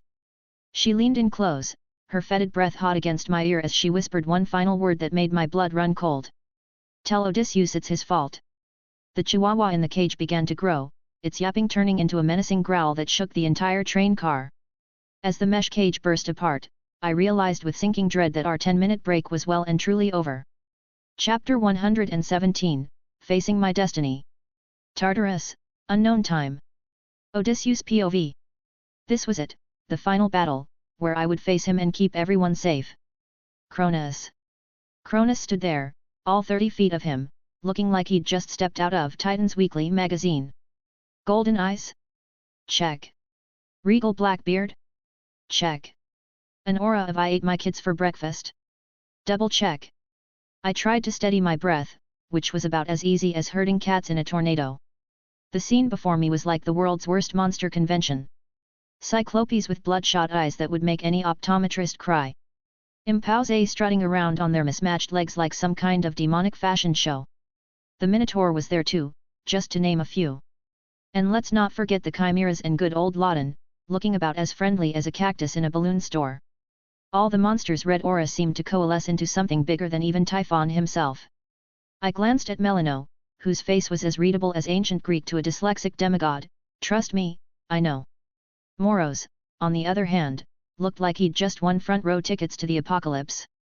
"Well, this is cozy," Moros said, grinning like a madman at a tea party. "I have to say, Odysseus, you've really outdone yourself this time. I guess you could call this a Titanic situation." I resisted the urge to introduce my palm to my face. "If you have nothing helpful to say, then shut up," I muttered. "Any bold ideas on how we're supposed to get through this without becoming Titan Chow?"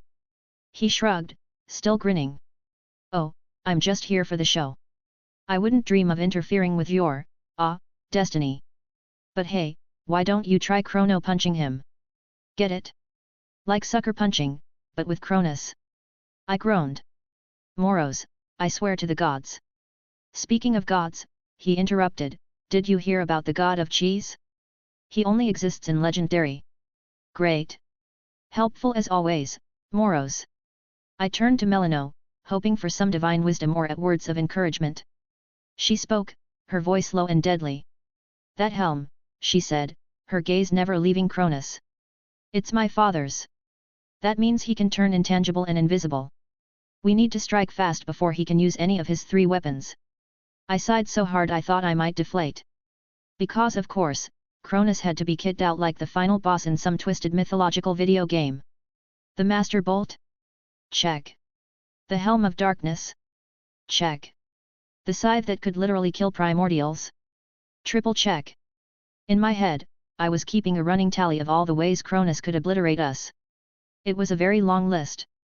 Right, fast, I echoed, trying to sound more confident than a sheep in a wolf pack. Now how do we get close enough to him to do that? There's almost no mist here, and I don't think my control is good enough to fool the previous ruler of the cosmos. Melano actually cracked a small smile, which was about as comforting as a fury offering to give you a back rub. Hey, Ozzy, Moros chimed in, why don't you just ask Cronis to time out? I'm sure he'd appreciate the pun. I turned my attention back to Cronis, racking my brain for a plan that didn't end with us as godly smears on the ground. That's when it hit me, the monsters weren't attacking. They weren't even sniffing us out like we were some kind of demigod-flavored dog treats. Nyx's protection. Her shadow still clung to me like the world's most clingy security blanket, masking my presence from them and my ever-sadistic uncle, which would disappear once I used my incantations, so that was out of the table, making the next battle all the harder. Still, the fact that the monsters and titans couldn't smell me was good, though I knew the moment they saw me the protection would be as good as a sheet of paper, and then it'd be open season on Ozzy. I needed to get ready. Now. I slid down carefully to the base of the plateau with Moros and Melano following behind. I knelt down, pulling out a handful of arrows from my shadow. They were just regular arrows, the kind that wouldn't do much more than annoy a titan. But I had a little something up my sleeve. Or rather, in my shadow. I reached into the inky blackness that lingered at my feet, digging through it like it was a bag of tricks. My fingers brushed against something cold and smooth. With a grunt, I pulled out a glass vial filled with the venom of Apollo's serpent. I still had 2 bottles of the venom. The stuff was lethal to just about anything, even gods, given enough time. Carefully, I dipped each of my arrows into the vial, watching the dark venom coat the tips. I did the same with the blade of my spear, making sure it was drenched in the poison. Melano was watching me, her expression unreadable. Is that going to be enough to stop him? No idea. Probably not, I admitted, capping the vial and slipping it back into my shadow. But it's better than nothing. Then, as if some deep memory tugged at me, I reached further into the shadow, searching for something else. Something I hadn't thought about in a long time. My hand brushed against something solid, something that felt like a head. I paused, heart racing as I dug a little deeper, until my fingers wrapped around what I'd been searching for. Slowly, carefully, I pulled it out, turning it so it wouldn't be facing me. 3 heads. The Gorgons, Medusa, Uriel, and Stheno. Their faces, though petrified in their final moments of death, still held the power to turn most into stone. I could feel the weight of their stares even through the thick cloth I had wrapped around them. I hadn't thought of using them, since even a slight mistake on my part could lead to me being turned into a sculpture, a risk that I hadn't deemed necessary in any of my previous battles. But now? Now, I might not have a choice. Melano's eyes widened when she saw them, but she didn't say anything. She knew as well as I did what kind of weapon I held in my hands. I tucked the Gorgon heads carefully back into the shadow, knowing they were my last resort. But before I closed the shadow completely, I pulled out 2 more items, the Manticore venom spike and the lion's head from the chimera I'd killed. The Manticore spike was sharp, jagged, and filled with enough venom to bring down basically any monster if I shot good enough. The lion's head, however, would be the centerpiece of my plan. I strapped the lion's head to my belt and tucked the Manticore spike into my arm guard, ready for quick access. As I did, I couldn't help but wish I'd brought along the Nemean lion's pelt too. Its impenetrable fur would have come in handy against whatever Cronis was packing, but I guessed that Laden's armor would have to do. There was no time for regrets now. Feeling prepared? Melano asked, her voice cutting through my thoughts. As much as I'll ever be, I replied, standing up and desummoning my spear, turning it back into my tattoo before picking up my bow from my shadow along with my quiver where I stored the venom-coated arrows and the Manticore's spike. You. She nodded once, her eyes cold and hard as steel. I would die for you, but I'd prefer not to, so let's make this quick without hesitation. I gave her a quick nod. All right, I said, my voice low. Let's go ruin Cronis Day. Before we could move, Moros chimed in, his voice laced with amusement. Hey, Ozzy, if things go south, just remember, you can always Zeus the exit. I shot him a glare. Ah, come on. Don't be such a Debbie Doomy. He cackled at his own joke. Get it? Because I'm Doom personified. That's it, I had it already, I was gonna face a basically insurmountable challenge and his jokes were just making it worse. Shut the fuck up, your jokes aren't funny and all you're doing is repeating the same shit. He chuckled at my words. Wow brother, quite a tongue you have there, but don't worry, I'll be quiet from now on. But I'll be watching closely. Very closely. Thank you, I said, sighing exhaustively. With that, we moved. Chapter 118, Chihuahuas and a Snake. Cross-Continental Train, 15th of June 2006. Percy POV.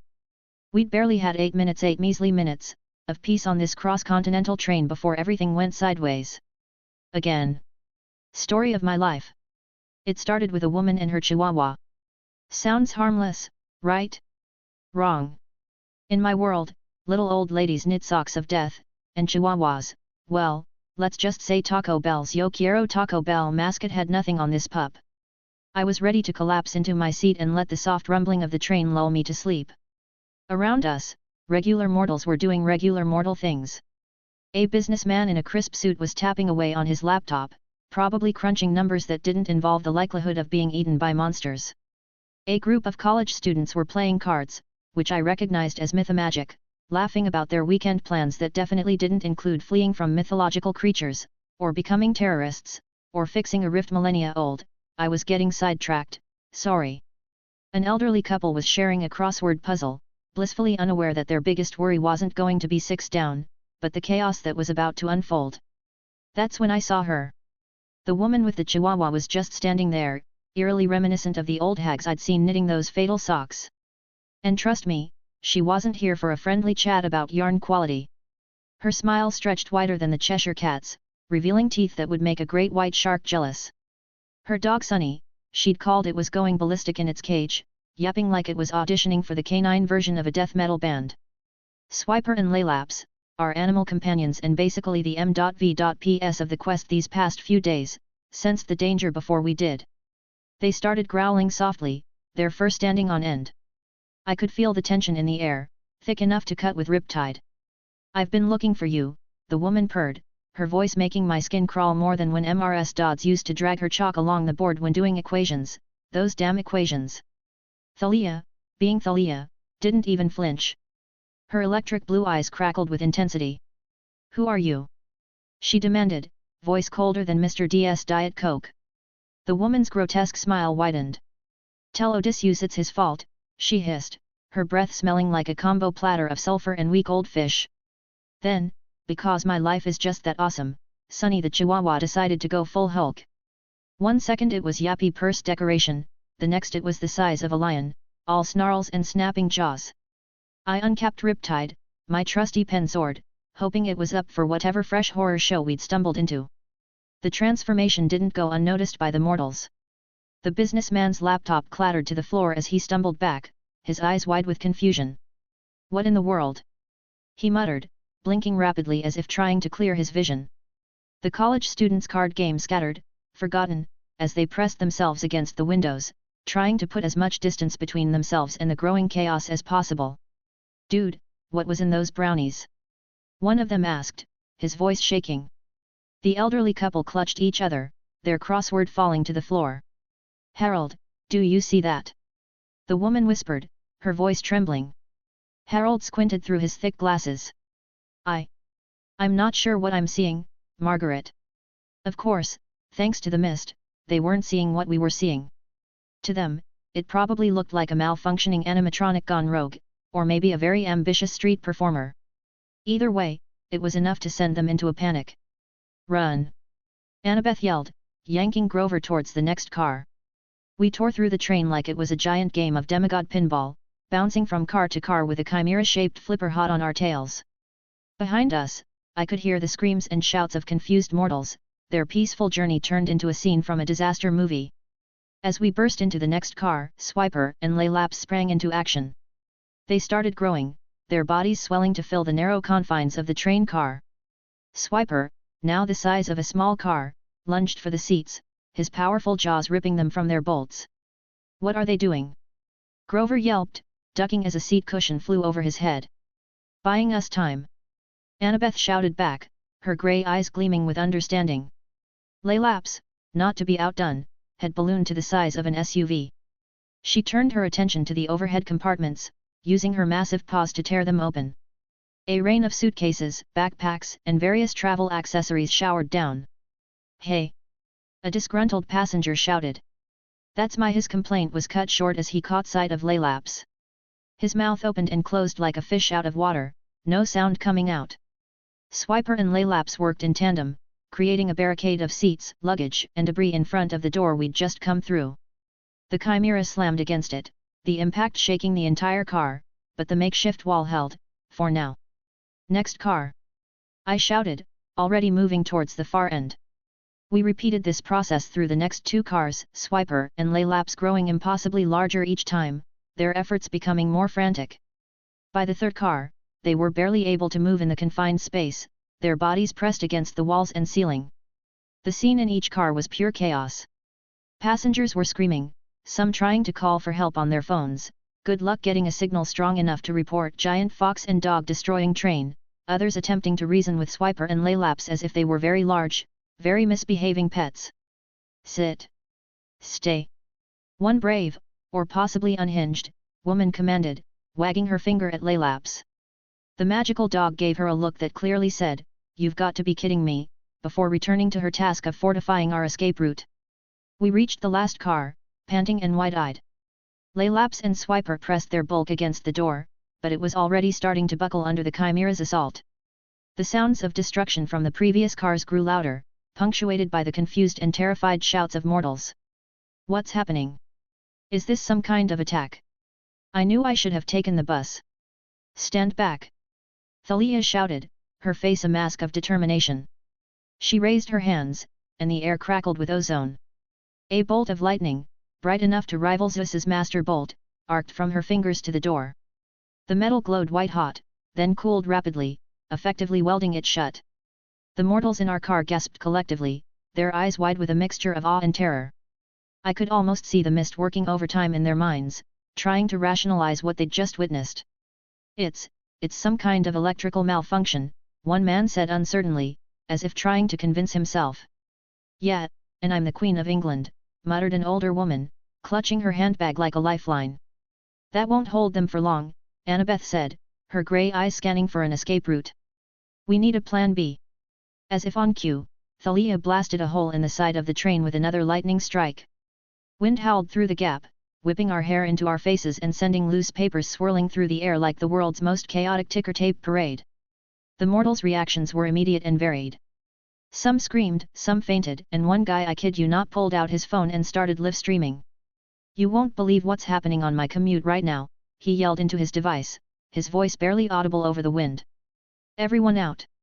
Thalia yelled over the chaos. "And for the love of Zeus, roll when you land." One by one, we hurled ourselves out of the speeding train, hitting the ground with all the grace of a sack of ambrosia. I tucked and rolled, my body protesting every rotation.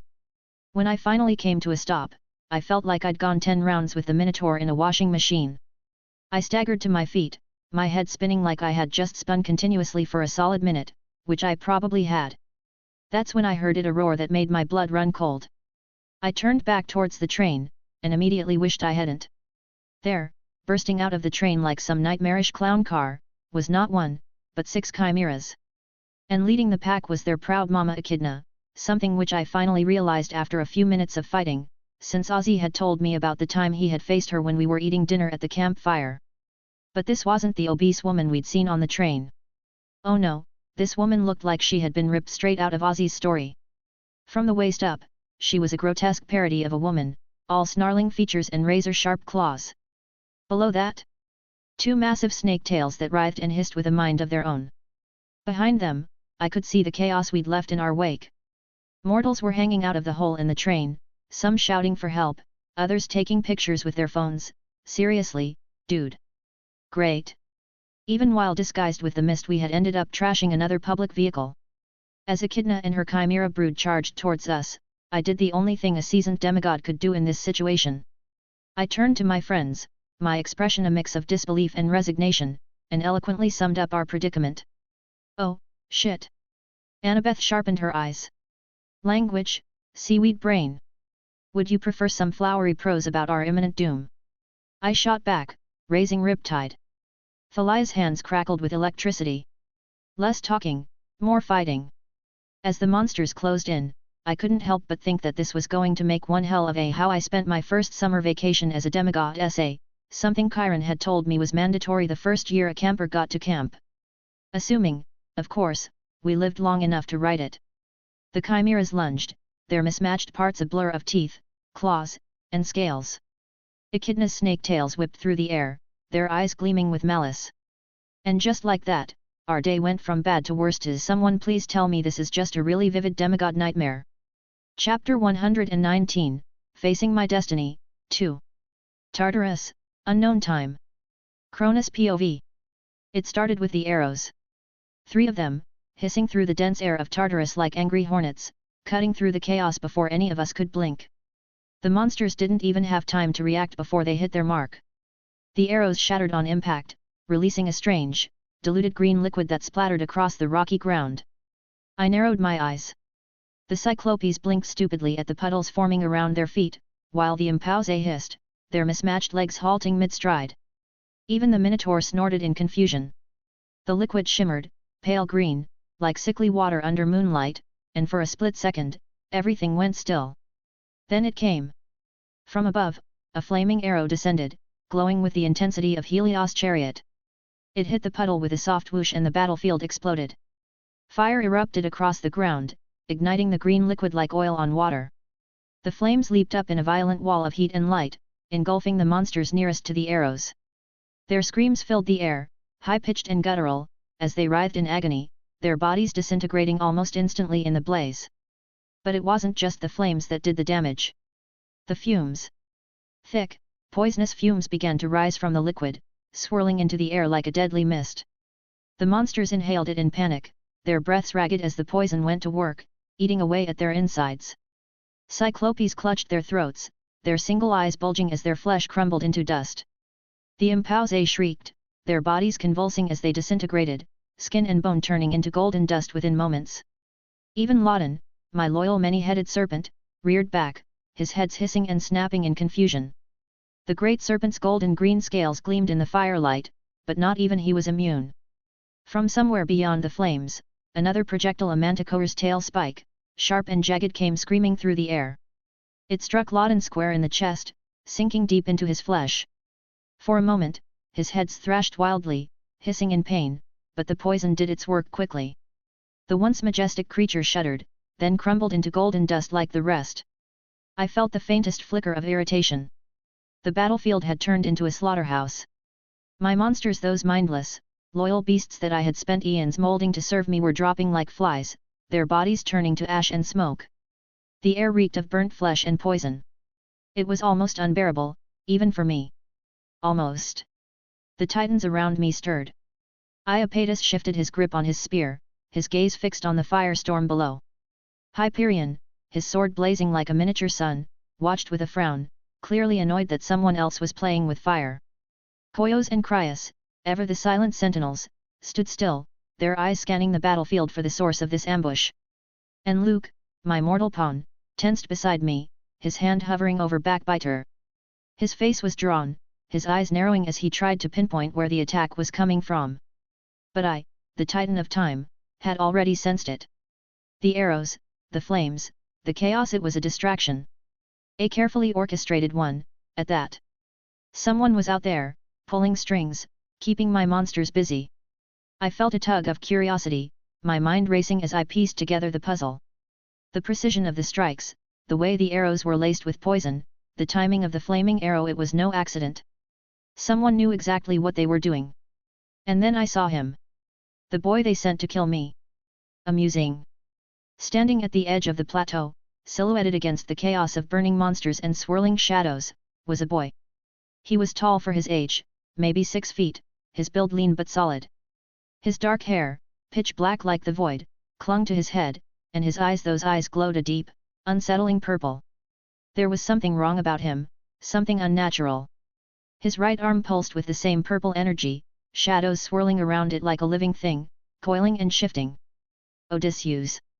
The shadows clung to him like a second skin, and with each step he took, they moved with him, dark tendrils that flickered and darted, ready to obey his every command. But it wasn't just him. No, behind him, like a wraith gliding through the darkness, was a woman. Melano. Daughter of one of my traitorous children. She was half ink black shadow, half skeletal white death, a grim reaper in all but name. Her hands hovered over the piles of golden dust that had once been my monsters, sifting through them as though gathering the remnants of their souls. A whistle, delicate and deadly, floated in front of her lips, ready to summon the dead with a single note. Her eyes, one black, one bone-white, glimmered in the firelight as she moved in eerie silence behind Odysseus. They made quite the pair. Odysseus took another step forward, his spear gleaming at his side, dripping with the venom, a powerful one, if the fumes of said poison were anything to buy. His purple-shadowed eyes locked onto me, unwavering, filled with a mixture of determination and something far darker. His lips pressed into a thin line as he scanned the battlefield, no doubt assessing the situation, calculating how best to bring me down. Amusing. The Titan stirred beside me. Iapetus growled under his breath, clearly eager to get fight like his barbaric self always wanted. It was unbelievable that two of my smartest subjects, Atlas and Prometheus, had come from him. Hyperion's sword flared, a halo of heat surrounding him, but even he hesitated. Khaos and Kronis remained stoic, their weapons ready but unmoving, waiting for my signal. Luke, however, didn't wait. "That's him," Luke muttered, his voice tight with tension. "Odysseus. He's behind this." I smiled at that. "Indeed he is." Luke's hand tightened around the hilt of his sword, his knuckles white. His expression was hard, determined, as he took a step forward, ready to attack. But I raised a hand, stopping him. "Not yet," I said, my voice calm. Luke glanced at me, confused. "He's killing your monsters. Shouldn't we?" "Let him come," I interrupted, my eyes never leaving Odysseus. Luke hesitated, but he stepped back, though his grip on the blade didn't loosen. I could feel the tension, the fear radiating off him, the barely contained frustration of a mortal who wanted to prove himself. But this wasn't his battle. Not yet. Odysseus stood just 30 yards away now, his spear held at the ready. His breath came in short, heavy bursts, his body slick with sweat from the effort of cutting down wave after wave of monsters. And yet, his purple-shadowed eyes still burned with that same determination. He thought he could kill me. How delightful! I watched him for a moment longer, my golden eyes narrowing slightly as I considered him. He had grown stronger since I last saw him, his control over the shadows far more refined, far more dangerous. But he was still just a boy. A boy playing in my palms. Behind him, Melano's fingers danced over the remains of my fallen army, drawing their essence into her. She moved with a quiet grace, her skeletal hand grazing the air as the last bits of golden dust were absorbed into her being. She didn't look at me. She didn't need to. Her focus was on the dead. And still, I smiled. I took a step forward, my golden eyes gleaming in the firelight. I could feel the power thrumming beneath my skin, the raw, ancient energy that had once ruled the cosmos. This was my moment. My time. I raised the master bolt. Odysseus' eyes flickered, widening slightly, but he didn't move. Brave. Foolish, but brave. He had faced gods before, but this was different. This was me. With a flick of my wrist, I sent the bolt soaring into the sky. It crackled with raw power, splitting the blackened ceiling of Tartarus with a deafening roar. The shadows recoiled, writhing as the lightning carved through them, sending shockwaves through the air. The ground trembled beneath my feet, the very essence of Tartarus shaking in response to the bolt's power. Odysseus stood his ground, but I could see the flicker of doubt in his eyes. He looked so dumbfounded that I hadn't shot at him. I couldn't help but smile. I stepped forward, my gaze locking onto his. "Cousin," I said, my voice low and commanding, echoing through the now silent battlefield, "the Golden Age has begun." Then, the sky began to crack, and then a part of it fell, revealing it. My escape just at the other side was Camp, one of my most loyal servants, her flushed face, disturbing even for me. It had been for this the reason I hadn't acted. Camp and I needed to strike the exit way at the same time, produce enough force. Something we had done with the bolt in a monster famed for his strength, 100-handed, a hecatonkires, one of the treasonous bastards. Chapter 120, Chihuahuas and a Snake, 2. Indiana, 15th of June 2006. Percy POV. There we were, scattered across the grass like a bunch of ragdolls tossed by a temperamental toddler titan, with 6 very angry chimeras and their even angrier mom barreling towards us. And let me tell you, Echidna was not happy to see us. "You dare try to escape," she hissed, her voice like nails on a chalkboard. "My children and I will feast on your bonus." I struggled to my feet, my head still spinning from our impromptu skydiving session off the train. "You know," I said, trying to buy time, "most moms just ground their kids when they're angry. You might want to look into that." Echidna's eyes narrowed. "Insolent child. I will teach you respect." She lunged forward, her snake tails whipping through the air. I rolled to the side, barely avoiding becoming a Percy kebab. As I came up, I noticed something odd. Echidna wasn't wielding any of her signature blades. "Hey, where are your fancy blades?" I taunted, remembering Ozzy's story. "Did you lose them in the wash?" Echidna's face contorted with rage. "Odysseus," she spat. "That thief will be the next demigod to pay." Great. I'd just made her even angrier. Maybe I should start a business, Percy Jackson making bad situations worse since. Well, forever. Annabeth appeared at my side, her dagger glinting in the sunlight. "Percy, focus. We need a plan." "Right. A plan. Because don't die wasn't specific enough." Thalia was already in action, her spear crackling with electricity as she faced off against 2 of the chimeras. Grover was doing his best Pan impression, playing his reed pipes to entangle another chimera in rapidly growing vines. I looked around, assessing our situation. Open field, no water in sight, bummer, and a bunch of angry monsters. Time for some good old-fashioned demigod improvisation. "Swipe her. Lay laps." Grover called out to our animal companions. "We could use some help here." The magical animals, still recovering from their train car transformation act, shook their heads wearily. They looked exhausted, and I couldn't blame them. Thalia, noticing their condition, shouted between zapping chimeras, "No, you two rest. We'll need you to get us to California later." Grover nodded in agreement. "She's right. We've got this. I think." With our furry friends out of the fight, it was just the 4 of us against Echidna and her brood. "No pressure, right?" "Okay, team," I shouted, hoping I sounded more confident than I felt. "Divide and conquer. Annabeth, you're with me. Thalia, Grover, take the left flank." "Since when do you know military terms?" Annabeth asked, raising an eyebrow. "I watched a war movie once," I replied, raising Riptide. "Now, let's go kick some mythological butt."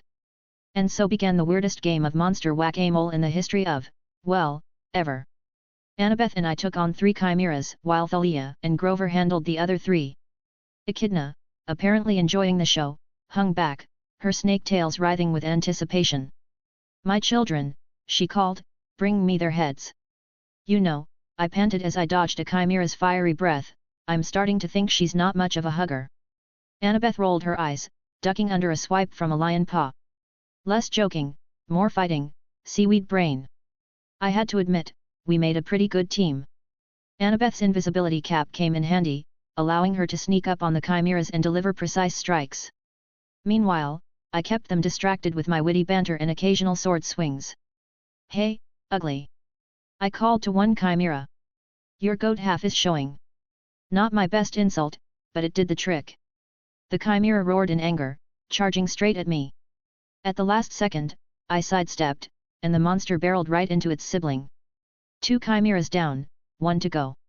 On the other side of the field, Thalia was like a one-woman storm. Her spear crackled with electricity, zapping chimeras left and right. Grover's pipe music had turned the grass into a tangle of vines, tripping up the monsters and making them easy targets. With a final thrust of her spear, Thalia took down the last of her chimeras, turning into golden dust. That left 1 chimera for Annabeth and me. It was a nasty piece of work, with a lion's head that seemed to be perpetually angry, a goat body that smelled like a barnyard on a hot summer day, and a snake tail that just wouldn't quit. "Any bright ideas, wise girl?" I asked, circling the monster. Annabeth's eyes gleamed with that look she gets when she's about to do something either brilliant or terrifying. Often both. Just one. Follow my lead. She charged straight at the chimera, her dagger raised. The monster, surprised by the direct attack, reared back. That's when I saw Annabeth's plan. As the chimera rose on its hind legs, its underbelly was exposed. Percy, now! Annabeth yelled, rolling to the side. I didn't hesitate. With a yell that probably sounded more like a frightened squeak, I lunged forward, driving Riptide into the chimera's soft underbelly. The monster let out a strangled roar, then exploded into a shower of golden dust. We stood there for a moment, catching our breath and trying to process what just happened. Then, a slow clap reminded us that our battle wasn't over yet. Echidna stepped forward, her face a mask of fury and was that pride? You have done well, but not any better than I expected. She lunged forward with surprising speed, her snake tails whipping through the air. We scattered, each taking a different angle. Annabeth went invisible with her Yankees cap, while Thalia and I played a dangerous game of keep away with Echidna's snake tails. Grover readied his pipes, prepared to support us with his nature magic. Hey, Echidna! I called out, dodging a strike. I bet Ozzy's real happy with those blades he took from you. Probably using them as glorified letter openers. Okay, so maybe taunting the ancient monster wasn't my smartest move. But hey, it worked. Echidna's face contorted with rage, and she focused all her attention on me. You think I care about that misbehaving shadow, she hissed. Soon enough I'll see him once more and watch him suffer. Yeah, about that, I said, backing up. Right on cue, Annabeth appeared behind Echidna, her dagger flashing. She managed to score a hit on one of the snake tails before ducking away again. Echidna howled in pain, whirling around to face this new threat. That's when Thalia made her move. With a battle cry that would have made Zeus proud, she charged forward, her spear crackling with enough electricity to power a small city. Echidna turned just in time to see Thalia's spear plunge into her chest. There was a blinding flash, the smell of ozone, and then, silence. As the light faded, we saw Echidna on the ground, her body already starting to crumble to dust. But she wasn't done yet. With her last breath, she fixed her gaze on Thalia, her eyes burning with hatred. You may have killed me, daughter of Zeus, she wheezed, but I'll always come back. However, Odysseus won't be so lucky. And with that ominous prophecy, Echidna, mother of monsters, dissolved into a pile of monster dust.